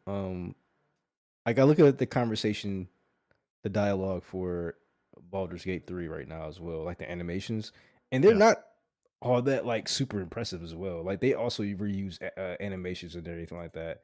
sure. Um, Every game does. I mean, yeah. it's yeah, The facial animations aren't like they're good, but they aren't like, oh my god, they're like animating on every word. It's like right. they're not doing that as well. So, in my opinion, it's like if Baldur's Gate is like a 8 or a 9, then Dragon Age Veilguard is like a 8 to a 7. Yeah. Like they're in range of each other, and uh, I don't know. And dialogue as well. I mean, like I said, some characters in Dragon Age do better than others. I mean, that's kind of like in every game, in my opinion. Um, I don't know. I'm trying not to seem like I'm shilling for the game. I do enjoy the game a lot. I'm just trying not to see if I I mean, if you shill like for the the game, game. you like the game, though. It's Yeah, I like like the you game, know, and it's like because I absolutely destroyed like Andromeda. Andromeda is to me what they're talking about is what Andromeda is. That is exactly what Andromeda that is. game Like is an it's abomination. that game's fucking terrible. The only redeeming thing about that game is the combat, and that's it. Everything Yeah, else I'd give it sucks. a 4. I give it a 4 or a 5 actually. Andromeda, like, because the combat is good enough to bring it up to that level, Yeah, whereas like Final Fantasy 15 has no redeeming qualities at all to me. So there's nothing saving it to me, you know. So that would be the difference, right? Though between what are both bad games. At least Andromeda has combat that's like pretty engaging and fun, you know. yeah. So, um, yeah, So yeah, I mean that's where I stand on Dragon Age. I don't think obviously I was posting clips in the group chat. I was very excited to play the game. I am still very excited to play the game. Um yeah, yeah, I like it. I went into it with just an open. That's why I was like very hawkish on reading reviews and everything like that. until I actually played the game, Yeah. and I didn't want to go into it with that. And even when I did watch Skillet review, I still went into it, tried to go into it with an open mind and trying to keep in mind what he said. And yeah, I just disagree with him at certain points, but I also understood how he came to these conclusions that he drew up, if that Yeah. makes any sense. So yeah, Yeah, which is fine. This isn't like a perfect science, right? Like all of us, yeah, all opinion based. Like all of us have a different opinion. It's fine. Like Skillup can not like the game. You can like the game. It's like it's not that's the other issue. I think is like I do think people take these reviews as too much gospel, right? We were talking about last week, right? Like how a lot of fans have their reviewers that they go to and see what the review is for a game, and it's like if the reviewer didn't like it, well, they have the same taste as me. I don't think I'm gonna like this game either. And it's like sometimes that is true, but I think if you do that for every game, that's a really dangerous place to be. Like you are yeah, being very close minded. Like you are letting someone else decide what games you play. And that is not what you should be doing with your entertainment. I'm sorry. Like this is a hobby. It's supposed to be fun. I don't want any other human dictating to me what I'm going to be fucking playing? yeah. So Yeah. So yeah, I just think like you said, there is a weird agenda around this game. I mean, I know what the agenda is. We all know what the agenda is. yeah. Um, and it's just that ongoing war that's probably going to continue in games, uh, since the dawn of time. But I don't know. For me, it's always been a part of Dragon Age in particular DNA that's always been there, and this game really doesn't do anything to change it or hide it, but it also doesn't overtly put it in your face, like in my opinion, like Andromeda did, or some other games that try to put it in your face or whatever. So that's my opinion. Two other things. So, one question for you: when you use companion abilities in this game, did all companion abilities go on cooldown, or just for that one character? Just for that one character. Okay, then what are people complaining about? This is exactly how Mass Effect worked in 2 and 3. Oh, Why are people complaining about that? That's insane. What am I nuts? Like that was I, been bugging me, and I'm like trying to find out right now, like if that's how it works in yeah. Mass So that. Effect. And yeah, 2 and 3, you use an ally ability, and all their abilities go on cooldown. Like it's a Oh, global okay. cooldown thing It's a global cooldown for that particular character. Yeah, for that it's not. character. Yes. Yeah, it's not like that for this game. I mean, it is like that for this game. It's just that particular character. Your other Okay. character can use cooldowns. You are actually not on global cooldown at all, so you can hotkey yours. Oh, that's the difference. Because in 2, Shepard was on global cooldown too. Oh, okay. Yeah, you're not on So global that cooldown. may be why it feels bad then to people. Because okay, that makes more sense. All right, because I thought I was insane. I heard Skill Up criticizing that a lot, and I was like, wait a second, isn't that how Mass Effect works? And like nobody cares in Mass Effect. It's just Yeah. like I don't know. These things are weird, but that makes sense that the fact that your character works one way and your companions work a different way, that explains the criticism a little bit more. I can understand that. Yeah. And then the second thing, going back to the high fantasy, low fantasy thing. So I was a little wrong about what I was describing. That was my personal kind of impression of it. Okay. So I decided to look it up because I wasn't like 100% sure I was describing it right. So this is the way people. It doesn't seem like it has like a true definition actually that's like agreed upon, but this seems to be the most accepted version of it. Is that high fantasy takes place in a world that is separate from our real world. Like it's like a secondary world. It's its own world. It has no connection to our world.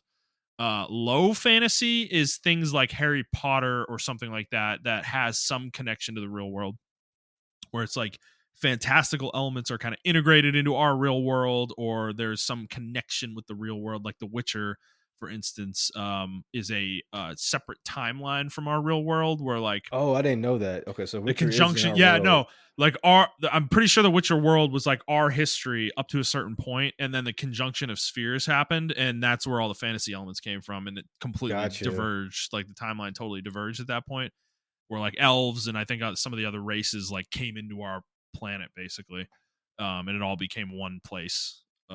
So yeah, so that's something like, so Witcher is low fantasy, for instance, Okay. All whereas right. Yeah. Lord of the So this Rings is is high fantasy. so. Uh, if that's the case, this has always been high fantasy. I mean, Yes, this is its own definitely, its own 100%. world. since Yeah. Dragon Age 1. I think people far are as like we know, as far as we know, we'll just say that though. Yeah. Yeah. So I mean, I think people were talking about the mood of Dragon Age uh Origins is definitely darker. Yeah. If you're talking about moods, it is darker in that game than it is to this game. But this game doesn't pull any punches as doesn't hold any punches as well. I mean, like I said, I was in a village where people were slaughtered by some kind of fucking tentacle monster beast and all that shit like that. Yeah. It was fucking disgusting as fuck. And Okay.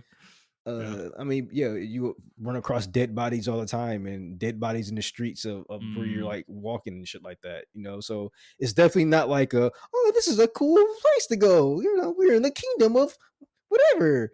It's not like Zelda. Like Zelda is like super high, not high fantasy, but like very kid friendly high fantasy situation. It's not like that, you know. It's very when I mean Zelda, I mean Ocarina of Time, because that's the only one where you kind of like interact with like the actual town folks and everything. So yeah, I don't know. Yeah, that's my opinion though. All right, fair enough. All right, we've been talking about Dragon Age for like an hour. Let's get on to the one news story we have today. Is from Nintendo. So Nintendo on Twitter, weirdly, he on Shuntaro Furukawa, who is the company president currently, on Twitter said that quote, at today's corporate management policy briefing, we announced that the Nintendo Switch software will also be playable on the successor to the Nintendo Switch. And he confirmed that Nintendo Switch Online will be available on the next console as well. So that means all the virtual console games that are currently on Switch will carry forward to the Switch 2. So it seems like Nintendo, at least for this transition of console generations, is joining the rest of the world and having a somewhat unified platform between their consoles, where they don't just rebuild everything every console generation, which they've been doing for the last forever, actually, pretty much. So I don't know, Montrell. This is great news, right? Yeah, definitely. When I saw the news, I couldn't enjoy it at the time. I got the news, but I was like, oh, this is really cool. I'm glad they're like kind of committing to that and everything. Yeah. So yeah, the Switch 2 is definitely going to be playable outside the box. I like that. Well, that's awesome too, right? Because you have a built-in library. It gives people no reason, like there's no reason not to upgrade immediately. Like you have all the games from Switch. So it's like, yeah, there might not be anything at launch potentially, but you can play the entire library of Switch. You can play the virtual console games, all that stuff. So it's like, this makes so much sense. If they did anything else here, this would have been a huge miss from Nintendo. I think they realize the importance of back compat at this point. I think the people value that feature a lot with video game consoles nowadays. And obviously we understand that at a certain point it's hard to be backwards compatible with stuff from like 30 years ago, but you know, now it's like you can build your platforms in a way where you can be backwards compatible going forward, you know, for the most part. You just have to put the effort in to do that, you know. And I think it's certainly worth it. I think Nintendo will definitely see that with the I would expect the Switch 2 will do very well, especially given that I think they're going to have a lot of launch games, like big ones potentially. So we'll see. But anything else on this? Nope, that's it. I'm waiting for the actual announcement. So it's coming. They said they're going to announce it before April next year, which is in line with my theory that I think it's going to be announced in January, released in March for the anniversary. That's my thought. Sticking to it. Okay. All right. Well, let's move on then. So we have a topic today. So this is what, like I mentioned at the beginning of the show, we're going to talk about the election a little bit, politics. But if you want to stick around a little bit, let's start with the gaming part of this, Montrell. First is obviously Donald Trump's won the election in the US. He will be the president. Spoiler alert. Yeah. I don't know why it's so funny. Somebody was like taking the COVID for like 2 or 3 days. And like, they just wake up like, wait a second, I never looked at my phone the whole time. Yeah. or they were like in a time capsule, or they went to the lake house, and they're like, oh, I forgot the election's happening this week. Oh God, who won? But yeah, so obviously with this comes like, we all lived through the first term, right? And we knew when he won in 2016, we had a kind of a significant outrage happen with people. People were very upset. There was a lot of emotions expressed online. A lot of friendships ended, families separated because they voted for Trump, shit like that. So I've seen a little bit of this happening now again, but the thing I wanted to key on here, this is actually games related, is kind of funny. Kind of funny, who are, they're one of the first kind of influencer groups that popped out in 2015 and kind of started this wave of personalities starting their own like podcast networks and stuff in the game space.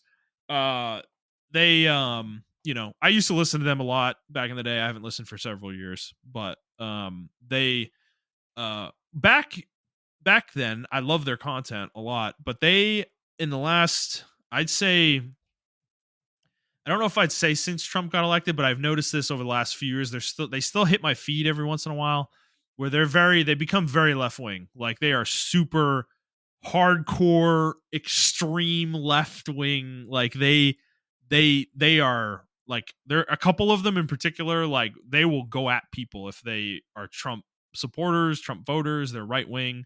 Like they will fight them. They'll argue with them. They'll say that I've literally seen them say they're not, like, people aren't welcome if they vote for Trump. I've seen that kind of thing from some of the people that work at Kind of Funny. So they endorsed Kamala Harris, and they did this back in 2020 with Biden as well. They endorsed Biden like officially as a company stance.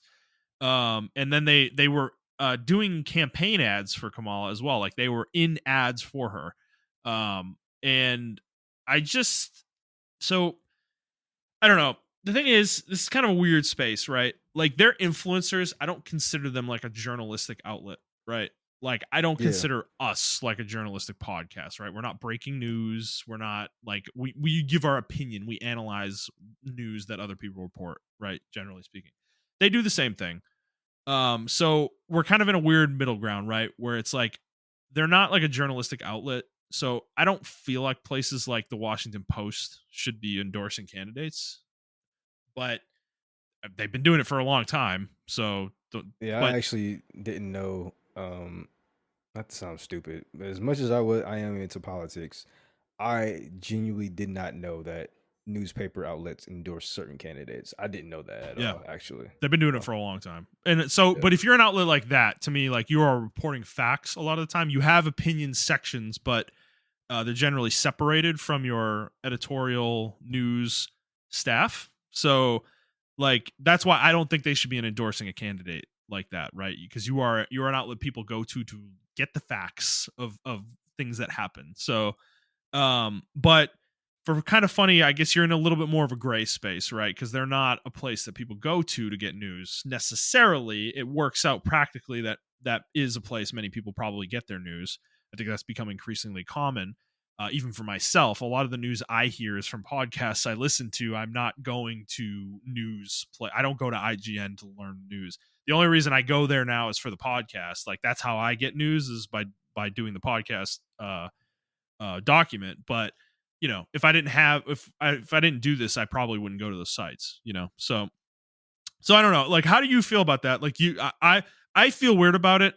I think if we ever had like staff and became like a company or something like that, I would never want us to endorse a candidate as a company. Individually, fine, do what you want. I don't care, right? Endorse whoever you want. But like, taking the stance that the players take endorses Kamala Harris would be so weird to me.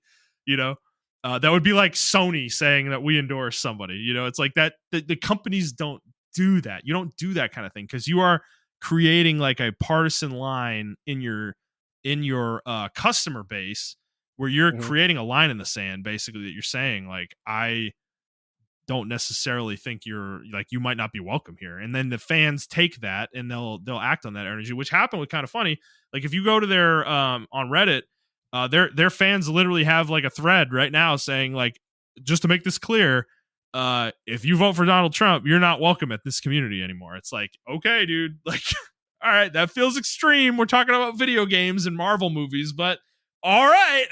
It's like, so I don't know. How do you feel about all that? I guess as a starting point. Um, I I agree. I feel like if the player's sake was bigger, we had employees. I don't. I actually started when we started. I mentioned I was like, hey, I don't want us to do any kind of political shit. Yeah. Um, you know, I'm left. I'm far left. I consider myself far left. Mm-hmm. Um, but I'm not far left to where I'm like a delusional person to where I won't talk to somebody on the right, or I won't have a conversation to somebody with that center or whatever the Yeah. case may be, because I know my side has flaws as well, and I like to talk to people, and if we meet at the middle ground, then that's good enough for me. That's the type of person I am. Um, Yeah. uh, but yeah, for the company to endorse it, I don't agree with that. I actually didn't. I mean, even before this, when I saw that people were making a really big deal out of the Washington Post not endorsing Kamala Harris, I didn't know that, and I was just like, that's kind of weird to me. Yeah. I don't know. I just thought that was pretty weird. I think it's weird so I think it's weird if it's a company. If it's a person, understand. I understand. I think it's weird when a company does it, and when it's a person, like, that's your liberty, that's your freedom to do that. Right. Your second or your First Amendment, rather, right to do that and voice Right. your opinion or who you want to endorse and stuff like that. Then you have really weird gray areas, like, for instance, if you are the company, like Joe Rogan, for instance, the Joe Rogan podcast, how he endorsed. He's like, this is an endorsement for Donald Trump, and it's like, I don't know how to feel about that, because it's a gray area, because it is just his podcast, but then he also does have employees under him. So like, Yeah. where does that line teeter? You see what I'm saying? Like, Yeah. should he say like, I, Joe Rogan, endorse it, but like the podcast is not indicative of endorsing, that. So it's just like a really I think it's weird harder. line. It's harder in his case, right? Because it's not like an Yeah, ensemble cast. Like, kind of funny is like it's literally called the Joe Rogan podcast. Like, can yeah, you separate exactly. those things? It's like, and he's the only one on the podcast for the most part. It's Yeah, like, exactly. so So yeah, yeah, so in kind of funny's case though, for sure, I don't think you should do that. If you want to say like, hey, I'm Greggy, this is Game Over Greggy, and I want to endorse Kamala Harris, yeah, cool, you can do that. That's your God given right to do that. But telling the entire company we're endorsing kind of funny, even if you want to say, hey, it's me, Tim, and is it Andy, the other guy? yeah. It's me, Tim, and Well, Andy there's of. there's a huge ensemble now. There's like Blessing, and there's Oh a my whole bunch god. of other Okay, yeah. people. Like But yeah, that. like, That if, yeah, if three of them wanted to say that, right, I would even think that's cool. But if yeah, you say like you can say we're from Kind of Funny, and like we endorse Kamala Harris, like, you're just saying we're from this place or whatever. You're not saying that the whole company does it, because that's like, I'm pretty sure like their company's like relatively not big, but like, probably like 20, 30 employees or hmm, whatever, and I'm pretty sure one of those employees is a Trump supporter or a conservative or whatever the case may yeah. be. And I don't think that's like fair to them, in my opinion. That's just me. So Hmm, yeah. Um, yeah. I think the reason I think this is weird and I don't like it is that it sends a signal to your community, because I actually found the thread where people, like, it's literally titled, I don't think this was explicitly said, so maybe we can make it clear. If you voted for Donald Trump, you are not a best friend. Um, and the top comment is, speaking facts. If you deny my right to exist, you are not my friend. It's like, these are the kind of statements that I don't like in politics, and I guess we can get into the wider discussion of the election and everything around mm, it. Is like, these kind of extreme comments. I just can't understand where people come from with this stuff. Where it's like, you're correlating two things that are not, like, somebody voting for Donald Trump. Yeah, okay, on like a really basic level, sure.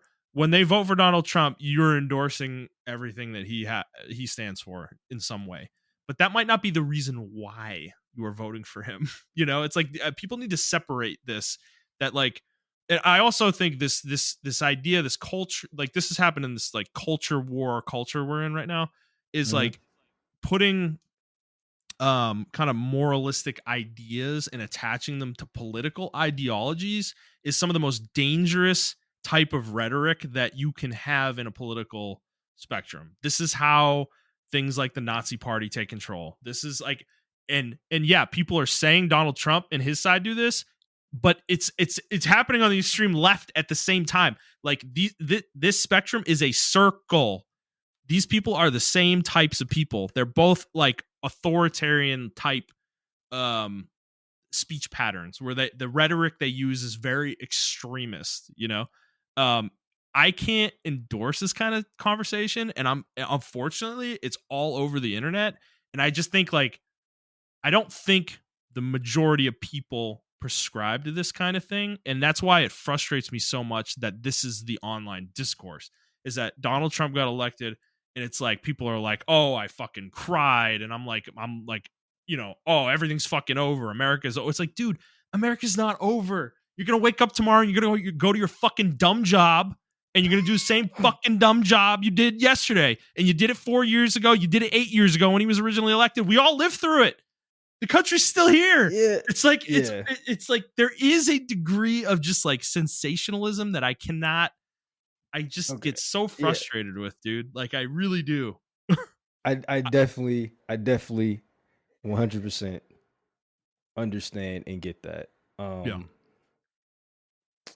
So yeah, you say a lot of things. Like I'm trying to take everything.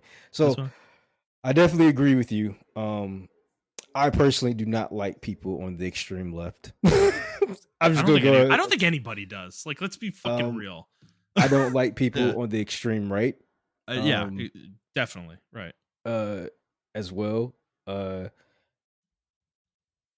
mean, there are certain things like you said. I also agree that there should be a morality clause for politics. I don't like when certain parties say we're the party of God or we're the party of this or party of that, and it's absolutely. like, okay, like what if I'm not into that or whatever? Mm-hmm. I do think some of what Donald Trump was saying was kind of crazy, like the eating the dogs and cats of Haitian immigrants. Dude, I think that was. Did you listen to his acceptance speech? No, I didn't actually. Oh my god, some of the shit he was saying, bro. He literally said that it was this was the greatest. Sorry, let me do it in his voice as best I can. This was the greatest political movement that's ever existed in this country or ever happened in this country. This is a movement. You know, it's like, it's incredible. You know, it's like, what are you talking about? No, this is a country that literally fought a fucking war to get its independence. What are you talking about? You know, it's like those are the kind of things. Like, so trust me, I'm on your side, guys. I'm not happy about this either. He's a clown. Well, like some of the things he said like are insane. But yeah, so I think that's where the breaking point happens, right? So he said some crazy shit about, obviously in 2016, about Mexicans. I haven't really kept up what he said this year. I know he wants to deport 20 million or however many immigrants or whatever, no matter if they were born here or not. I mean, but does he actually? This is where I come back and I'm like, let's be reasonable for a second, okay? How many things do politicians say to get votes? And this feels like a type of thing that he's saying to get a certain type of voter, you know? And yeah, so it's like that was the interesting thing too. So I'm really trying not to be hyperbolic. So I feel like the reason why, and I think if you were fed this content when it first was dropped, you would feel this way as well, or anybody would feel this way. If the Democrats had a version of this that was like pretty fucking crazy, I would still be like, whoa, what the fuck, you know? And it was called Project 2025. I don't know if you probably heard that before, but it was a thing that conservatives like the Heritage Foundation was pushing. It was a 700-page like agenda that they wanted. And a lot of the things that they were putting in there, they're like, hey, we're going to get rid of LGBT rights. We're going to like do a mass deportation. Yeah. We're going to take away, certain things, and we're going to privatize the schools and all this other shit like that. Like a lot of shit that people didn't want. Like you're going to do mandatory service time in the military and all this other shit like that, right? And they were supposed to be given that manifesto or that white paper, because it's like a extended white paper to Trump, and that was going to be like the platform he ran on or whatever. And I remember everyone covering it like 3 or 4 months ago, or whatever the case may be. Um, so he came out and said he doesn't even know what that is, or he's like, I'm not really with that. I agree with some of it, but not all of it, or whatever, right? Hmm. And it was really like, Judeo-Christian values, and Hmm. we want to make, Christianity, which I'm a Christian, by the way, y'all, but it's just like, I don't want to force other people to be Christians. And he was trying to make it like that manifesto, rather, was trying to make it like the thing, and it had certain avenues, legal avenues, to make a lot of shit happen conservative. Like they wanted to control the House, they wanted to control the Senate, and they wanted to control like the Supreme Court. But the Supreme Court is majority like conservative or whatever. And a lot of people were scared because they did overturn Roe v. Wade, which is like the abortion clause thing or Right. whatever. Yeah. And then they said they were setting their eyes on Brown versus the Board of Education. They were setting their eyes on that, but that hasn't come up into fruition yet. But that's Yeah. one thing they did have their. That's what Clarence Thomas, one of the justices, said that he wanted to have his eyes set on as well. Um, so, uh, and the way the political system is now compared to, uh, you know, 2016, is we didn't really understand what he could do or what he was going to do. And I mean, yeah, he was just talking big talk and everything like that. And then when he got into office, uh, he did do like tax cuts for the rich. And Yeah. um, I don't want to say set our we did inherit like a pretty bad economy, but that's also, I can't fully fault him for that because that's also because of COVID. So it's like I can't fully like just blame him for that all the way. But we did inherit a bad economy from him, and like Biden had to give it out. Even though I'd be joking about Bidenomics, I think it's just like one of the fucking funniest names to give. Yeah. uh, I just like blaming everything on that, even though I don't really Yeah. believe that. It's Yeah. just so fucking funny. Like, oh, Badanomics, baby. yeah, Badanomics. eggs are fucking $5. Bidenomics, like Yeah. it's just so fucking Yeah. hilarious. Even though I understand that Biden inherited this economy and that he's trying Right. his best to put the economy back on track.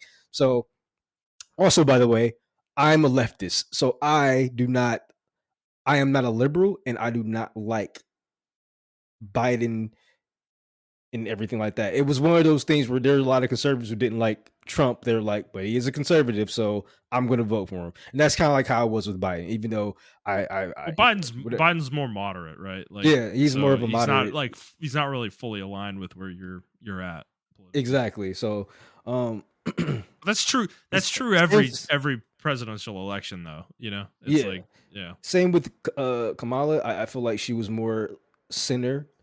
People were saying that she was more far left, but once you actually got into the weeds of what she was talking about, it was just yeah. going to be business as usual with like Biden, but it was going to be Kamala instead, and which is I think, in my opinion, a huge reason why she lost.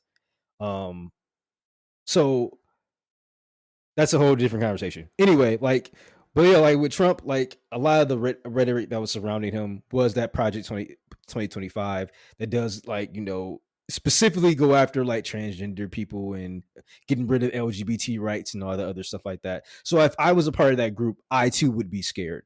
But like I said, he did roll back his own that agenda, and he had his own thing, which is called Agenda 47 or whatever. And it does have some of the stuff that's in Project 25, 2025, but not all the stuff, right? But like one thing he did want to say he wanted to get rid of was the executive order of, and this is on his website, the executive order of ending citizenship for children of illegals. So he wanted to sign into like day one, like if you're illegals and then you have a child here, that child is legal now, like a Mhm. legal citizen. He wanted to get rid of that, and a lot of people were are against that, or scared of that.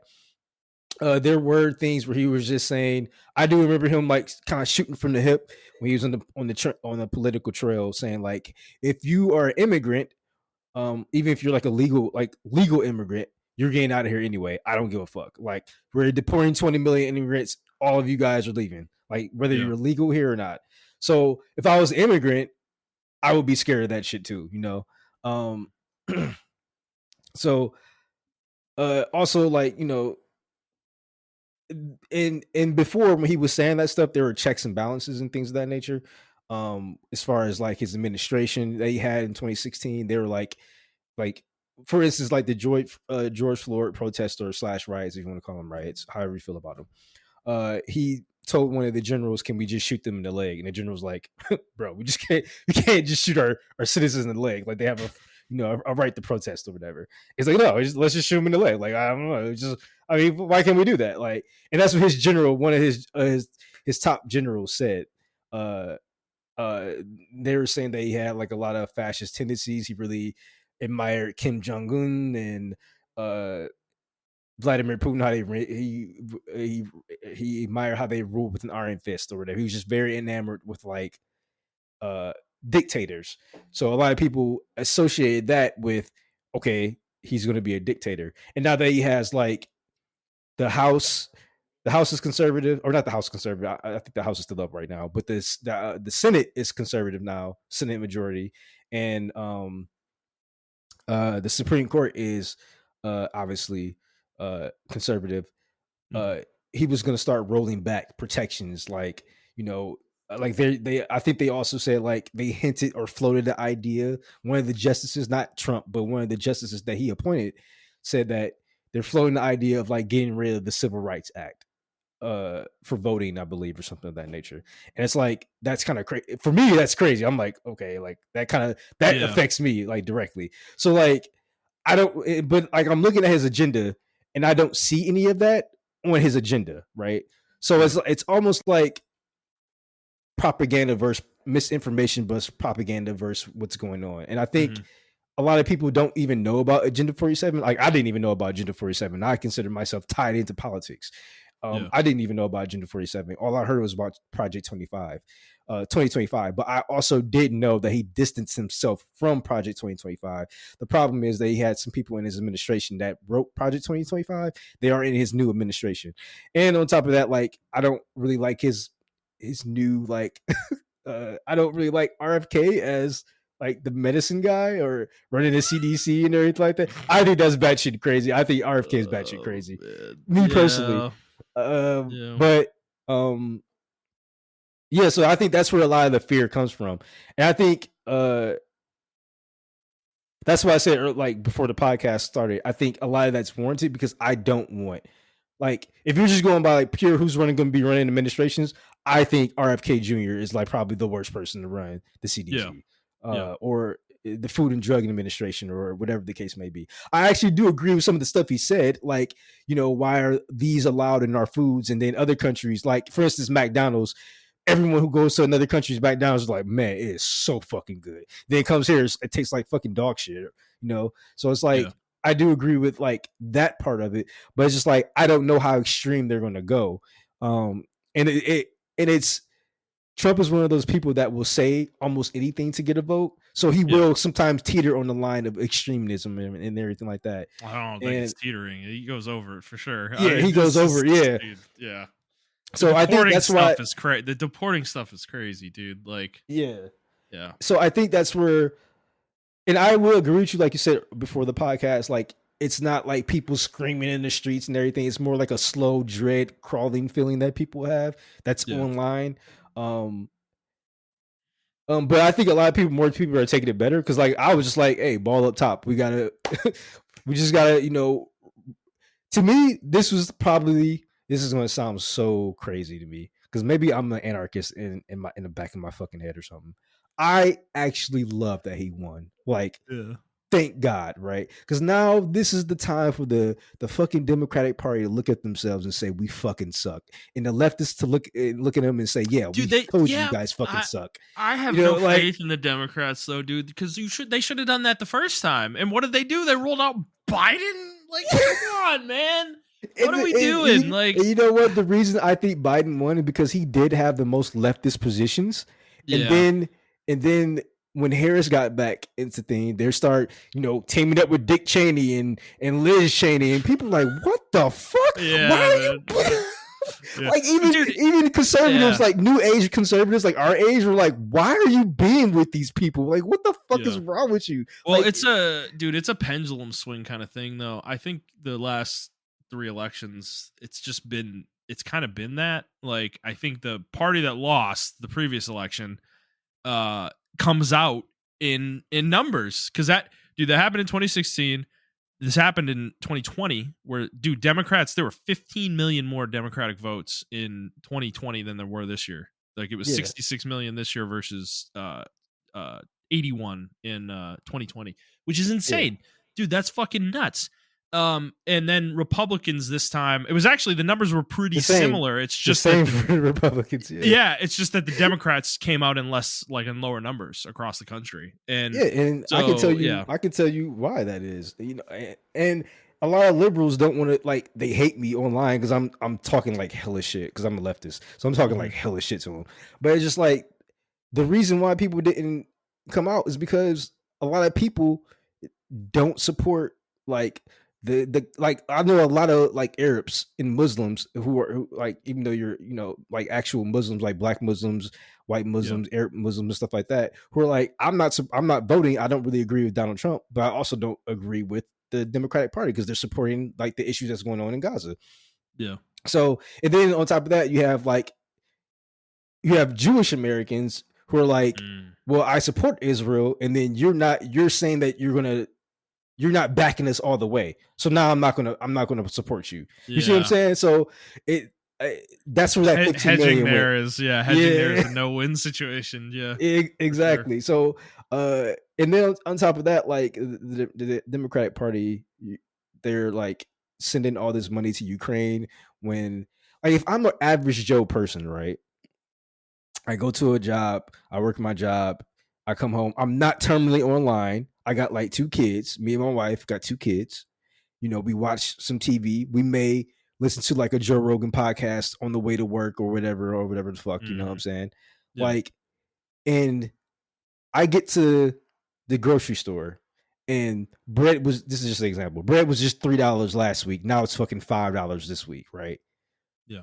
I'm struggling to pay that bread, but and my rent went up, or my mortgage went up this year, or my property taxes went up this year. I'm struggling to pay that. But then I see you send $50 billion to Ukraine. How am I going to look at you? Right. Like, you can say politics, well, like, I understand, like, oh, that money wouldn't necessarily go back to us. And it's like, the average person is not thinking about that. So then you got Trump coming in and saying, like, yo, look at what they're doing. They're sending $50 billion to Ukraine, and y'all struggling to eat. Like, that's crazy to me. And people are like, yeah, like, that is fucking crazy. Like, so I wouldn't vote for your ass too. Like, it's things that, in my opinion, Democrats need to look at. They need to take a hard look at themselves and understand this is not the party of Clinton anymore. Like, your voter base is not the party of Clinton. Your swing states do not care about Clinton. Also, like, with Kamala as well, the issue I had with her was she was not playing the policy party or the policy game. She wasn't doing that very well. She wasn't actively saying what our policies would be and everything of that nature. I don't think. Well, to be fair, either one of them. To be fair, either one. Well, to be fair to her, though, like, I don't think this was the outcome that her and her people probably saw would happen in terms of her having to become the candidate so quickly, like so soon before the election. I mean, dude, she had 4 months. Okay, like, I'm gonna be honest. I actually think how it was much closer than I thought it would be. Yeah, for sure. Given that, like, it was a valiant effort. Like, I do think that, but to your point, like, she never convinced, like, she didn't convince a lot of people to vote for her. I don't think, because she was very focused on attacking Trump, and I think that works with a certain group of people. But when you get to the more moderate side, which I think is the majority of voters, you need to actually have, like, plans and policies, for things. And she didn't, like, dude, the debate, she had very little of that, to be honest. And I think outside of the debate, she had very little of that too. It's just like there was just not a lot there to grab onto. Yeah, and I wholeheartedly agree with that. Like, I was just like, when I was really upset at first, but then I really started to think about it too, and I was just like, yeah, man, like, there's a lot of stuff she didn't hit on. she kind of ran her shit similar to like Hillary Clinton. Like you said, she only had 3 to 4 months to prepare. Uh, Trump has been doing this for about 3 to 4 years. Actually, he's been waiting for Yeah. this moment. Right. So yeah, and when you're talking to the average person, they don't care about the social issues, man. I need to know about policy issues. I need to know why about economic issues. I need to know if I'm going to be able to get a job, or rent and or mortgages and food and stuff like that. That's what I need. Um, yeah, I don't think she conveyed that to the. Whereas Trump has been railing against them for not only Trump, but his whole his whole stratosphere that he built. Like you got all these right wing podcasts and everything of that nature. They've all been like feeding into this, and it's very easy to get sucked into that stratosphere, and which in my opinion the left has nothing of that. They don't have any kind of like, they have little bits and pieces here. It may have kind of funny and everything of that nature, but I don't think it's as big as like how organized the right wing side of things are. So you have people hearing that for like the last 4 years, and inflation's high and everything like that. I wouldn't want this presidency either. And I don't know, it's just a really tough pill for some people to swallow.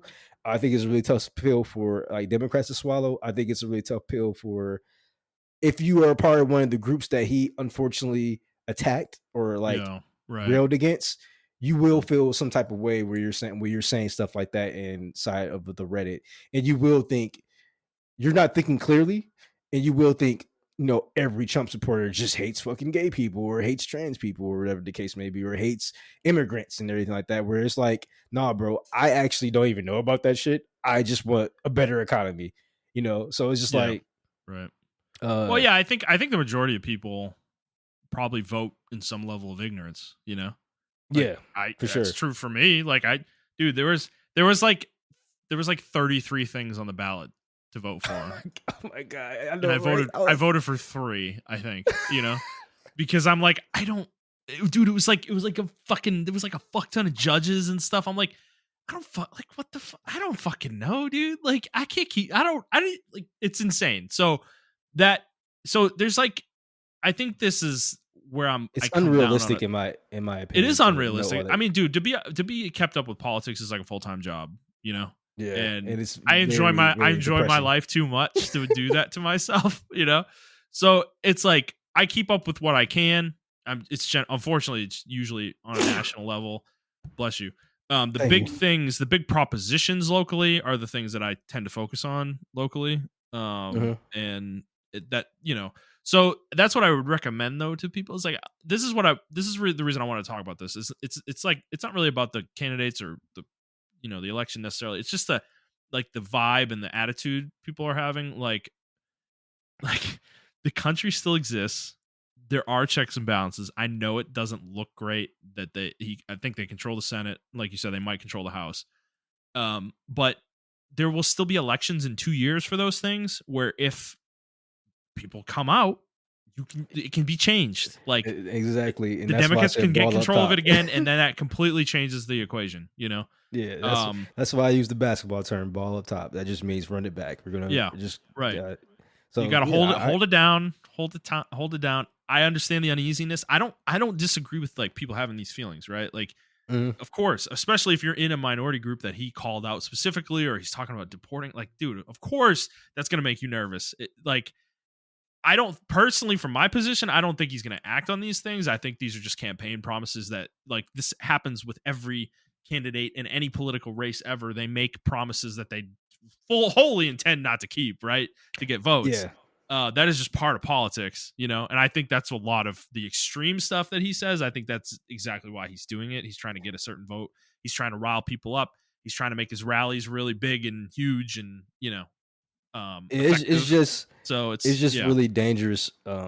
I get that too, and I understand that, and I completely It agree is that I don't. dangerous. Don't tell totally. I totally agree. Yeah, It is. some people will start taking aim at some of these groups and everything of that nature, and I don't want that. Right. And that shit I hate. I can't stand that he lets that he just kind of looks the other way with that stuff. And I exactly. That's yeah. my major issue with him. I don't. Yes. I think he has a lot of charisma, but I hate that he just doesn't take responsibility for what he fucking says. Right. I think, and Yeah. like for instance, when COVID was going on, and you remember the China virus Oh, everywhere, and then like China, Asia, China. and then like there was a huge spike in like Asian hate crimes to where they had to make a campaign to say stop Asian hate. That's crazy. Yeah. Um, Oh, yeah. so like Um, I just think we all, like you said, we all need to fucking chill. Um, and even my wife was like, "You need to fucking chill." Like I was so nervous about this election, Justin. And now that I think about it, I was like, "Why was I so fucking nervous?" I mean, I I was think we were getting, I was, gaslighting ourselves if we ever thought this wasn't going to be the outcome after Biden stepped down. I'm sorry. I like, like I know the it's just by virtue of the situation that Kamala was put into, there was a very little chance yeah, I think very she slim had of winning. chance. Yeah, Like it would have needed to be a miracle. Like 4 months to campaign is so low. That's so small. Like there's literally 4 years that these people get to campaign, and they don't necessarily do it right away, but they start around 3 years out. They'll start Yep. campaigning, So that's a huge difference in time, yeah. So So yeah, and I don't know. It's just the luck of the draw, or with that. And I mean, then people are worried that he's going to get rid of like I think it's like Amendment 22 or something like that, or 28, where the presidency has, you know, a mandatory 8 years. They can only spend a total of look, 8 years in office. okay, I think that's possible, right? That he might try. However, I don't the number of states that need to ratify that is like it is an extreme Is it majority. 2/3? It's two I thirds, think it's right? over 2/3. I think it's over 2/3.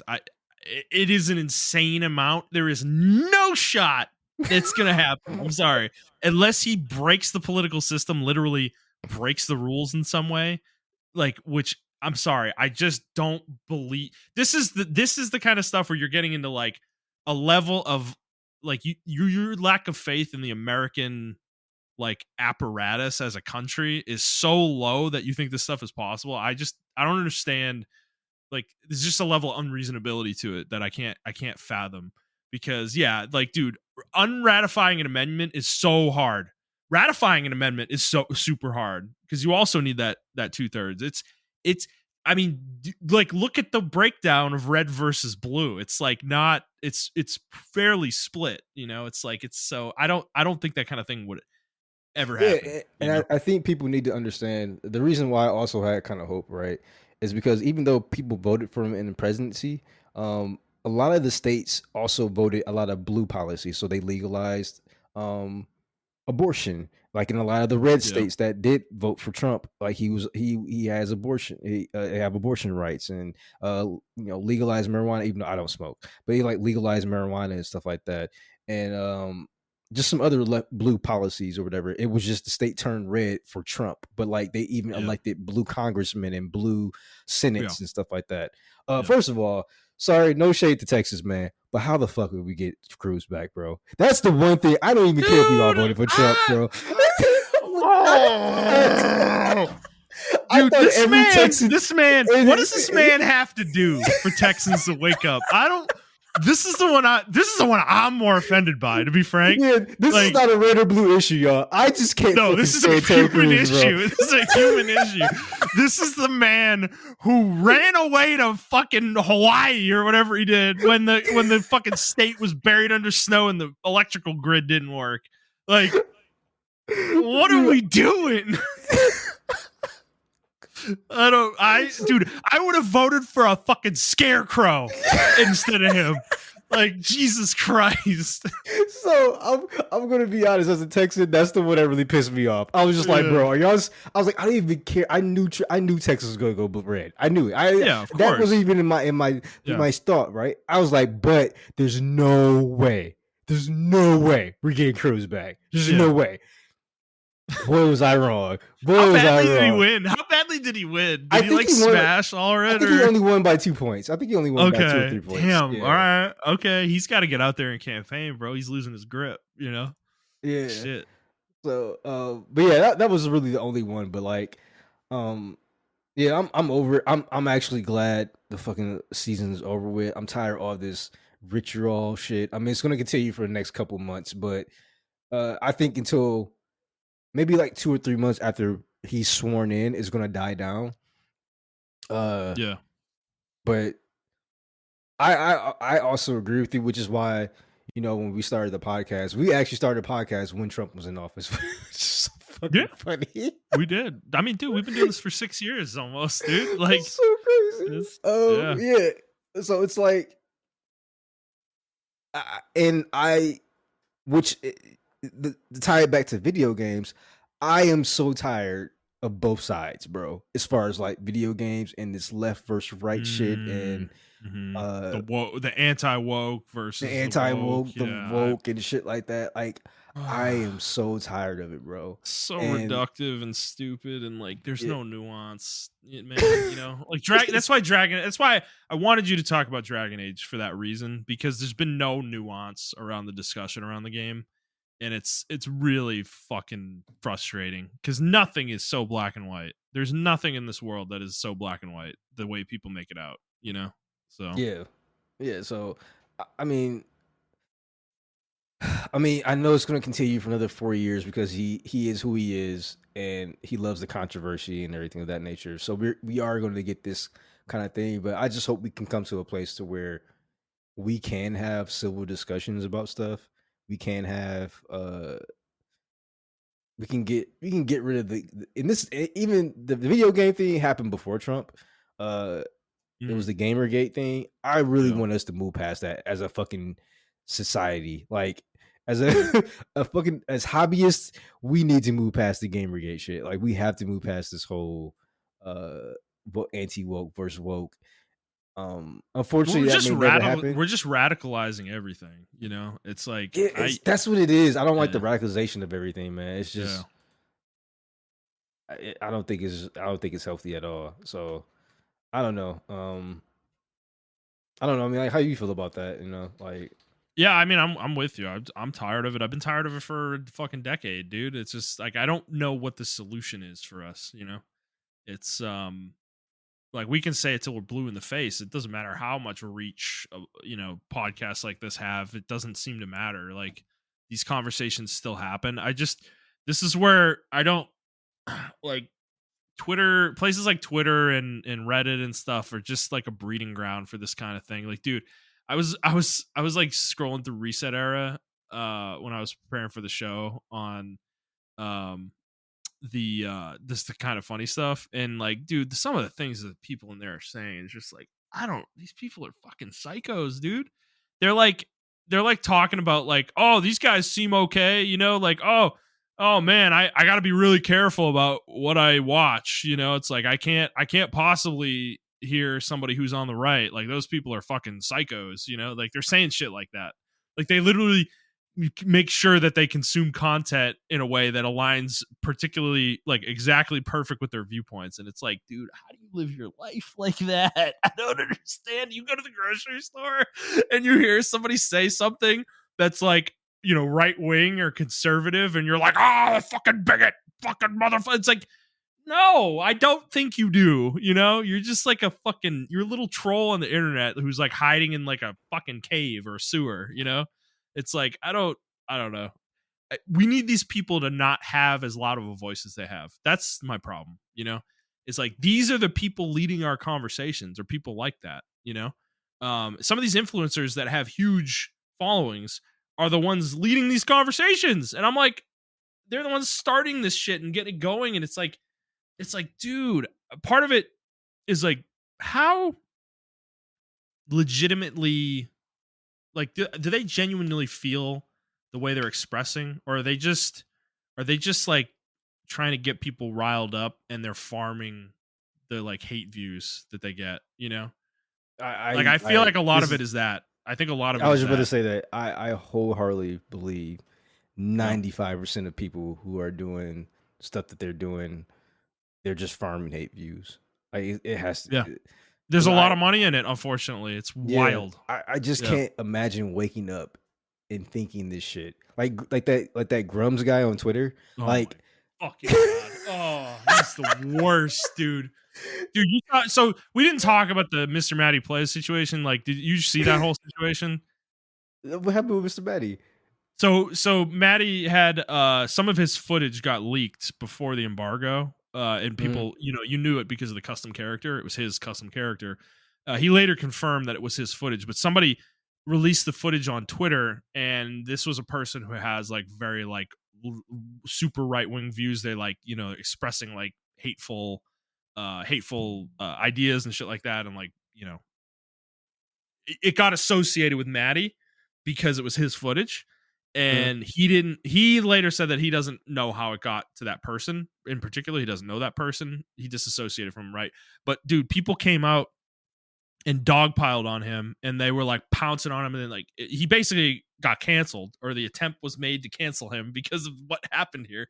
Even though we don't know the full story necessarily, and there's no proof that he was associated with this guy. Yes, it was his footage, but it feels like somebody in his circle of trust just broke his trust, like rather than him directly knowing this person, giving them this footage.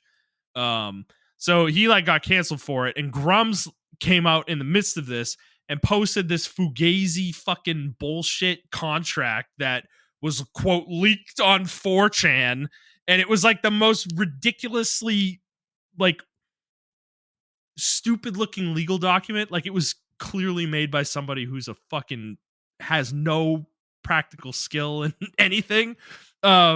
And it had all these issues and errors and like and whatnot, and the fucking cursor was on the screenshot still. Like no, there's no way any legal document would have a cursor on it. Okay, like this is not real. It's definitely not a real thing. But it's like, so this guy, so Grums is the one who shared that online, and he like was making statements like, "Oh man, BioWare contract with Mr. Matty Plays leaked online. Oh, everything's confirmed," and it's like he's just like he's doing it on purpose. He's just trying to get people to view his shit and like cause controversy. I don't think he actually believes it. He even later like recanted. He's like, "Oh, maybe it's not real. I'm not sure." It's like, fuck you, dude. You know what you're doing. So he's the worst. I don't like that guy. He just seems like a troll. Yeah, he's definitely doing it just to farm clicks at this point. 100%. Oh, he's a like former game developer, dude. I Like know, he's a man. former World of Warcraft producer. What the fuck? It's wild. Like it's so crazy. Yeah, he posted a screenshot of Silent Hill 2, the remake, right? Yeah. And it was like that game's not controversial at all. They had a sign. It was a sign of like the dude walked into like an abandoned strip club or whatever, and it has a sign of a lady, like kind of like posing or whatever. And he was like, "See, they made her like. I guess she looked kind of fat or thick in the thing or whatever." He's like, "See, look at what they're doing, gendering or not inclusivity and stuff like that for fat women or something like that." The woke left, and then somebody took that same screenshot, right? And they're like, it looked exactly how it was in the old game, and it did. It looked like the exact same sign, and then like he just kept going with it because other people didn't play the older games, so they were just like going with it and trying to retweet it and everything. And I was just like, well, that's okay. So you're getting to the crux of my ultimate thing, though. Like all of us, I feel like have some amount of responsibility with. Like we're all culpable in some degree, because you have got to use critical thought when you are consuming this stuff from people. Don't just assume whatever source, no matter how trustworthy you think they are. Don't just assume everything they say is a fucking fact, that it's true, that they're spreading, that they're saying something that's real and true. Like, go fucking find out. Do a little digging, because when the shit with Matty came out, I started doing some research.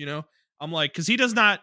He's like apolitical type. He doesn't want to talk politics at all. He refuses to talk about politics. Like, so the idea that he's some like secret bigot is like hilarious. It would be the most like insane like gotcha type thing to happen online, in my opinion, because it just doesn't seem like it would be within his wheelhouse. But so people were using that against him, though. The fact that he won't talk politics, they're like, well, he must have bad viewpoints, it's like, dude, like, come on, man, So to me, it's like I started looking into it, and I'm like, man, it's just a lot of people making assumptions. It's like, yeah, it's his footage, but I feel like this is one of those things, Occam razor type thing, where it's like the simplest explanation is probably right. Is that somebody broke his circle of trust and gave it to somebody that they thought was trustworthy, and they might have given it to somebody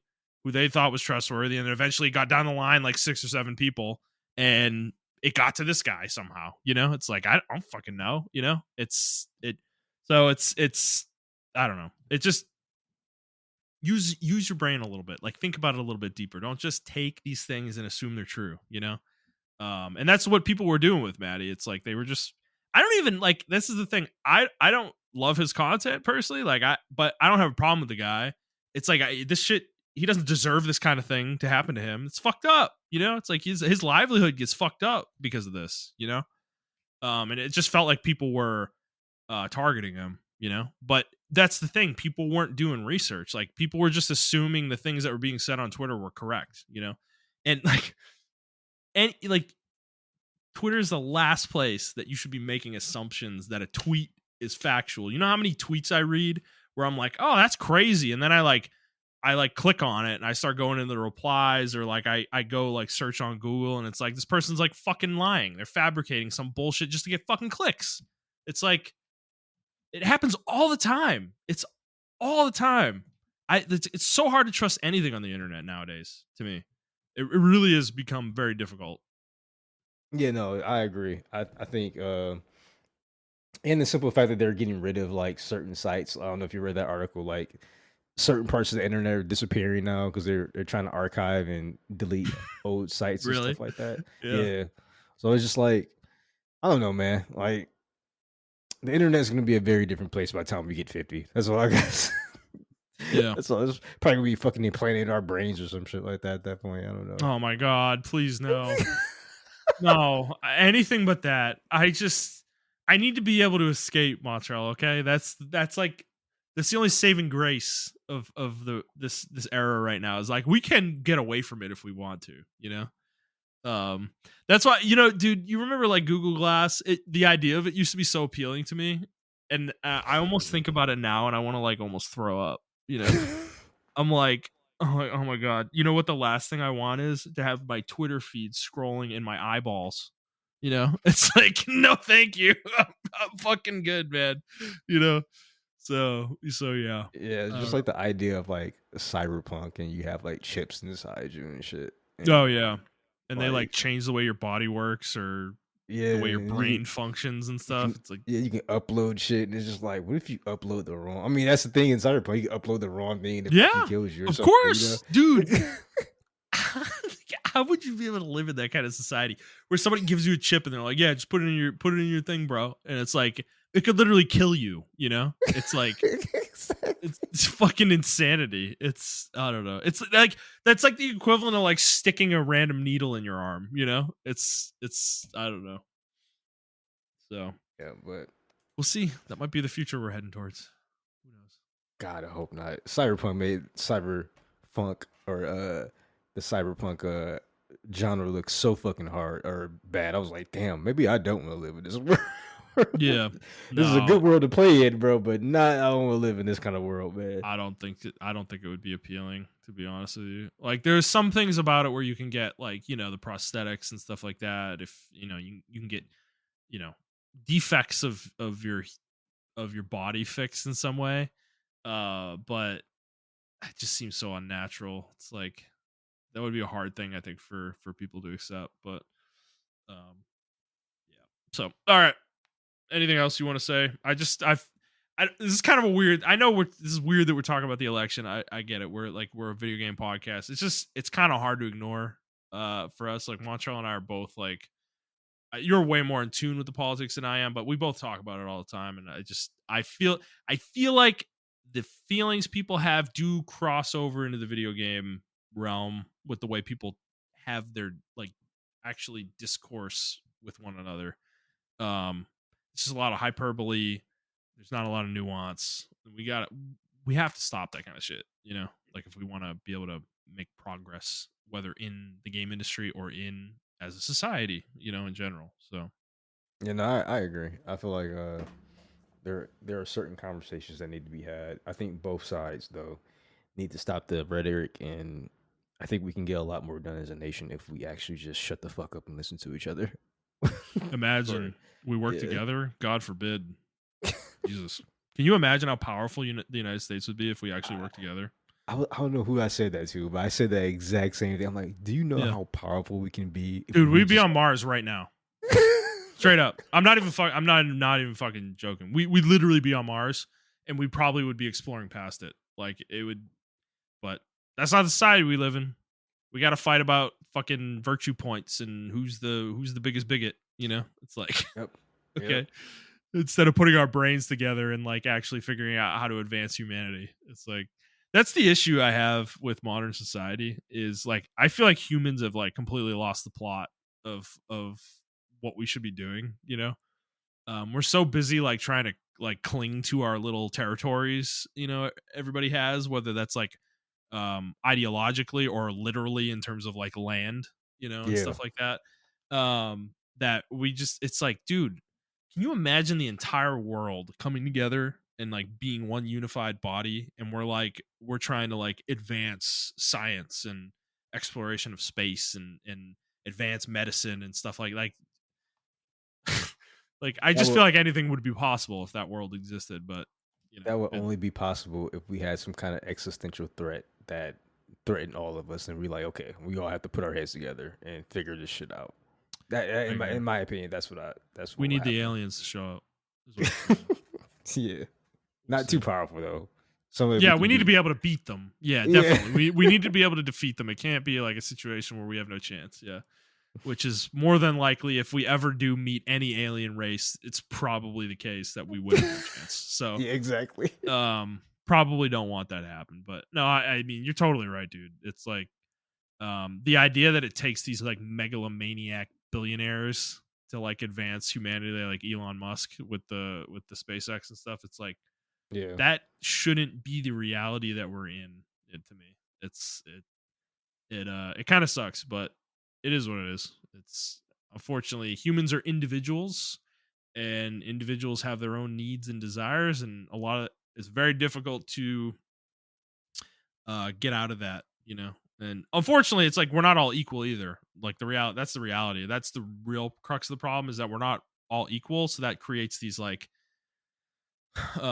almost tiers of obviously tiers of society, where it's like the rich control everything because they have all the fucking money. So then the rest of us who are individuals who might want to do something, like we have no power to do anything. Like we would have to form giant groups in order to make any change happen, you know? Yeah. So it's, yeah, I don't know. It is what it is, but cool. Anything else you want to say before we Nope. go? Nope. That's it. All right, everybody, if you're still here, please like the episode, review the show, subscribe to the show on whatever feed you're listening to it on, and subscribe to us on YouTube. If you'd like to interact with us on Twitter, you can do so at iTrap for the Hokage for Montrell. That is the number 4, not the word. I'm at Thunder@01, and the show is at the Player's Take. If you'd like to send us a question, you can do so on Twitter, or you can send us an email to theplayerstake01@gmail.com. We hope you guys enjoyed this episode, and we will see you next week. Bye.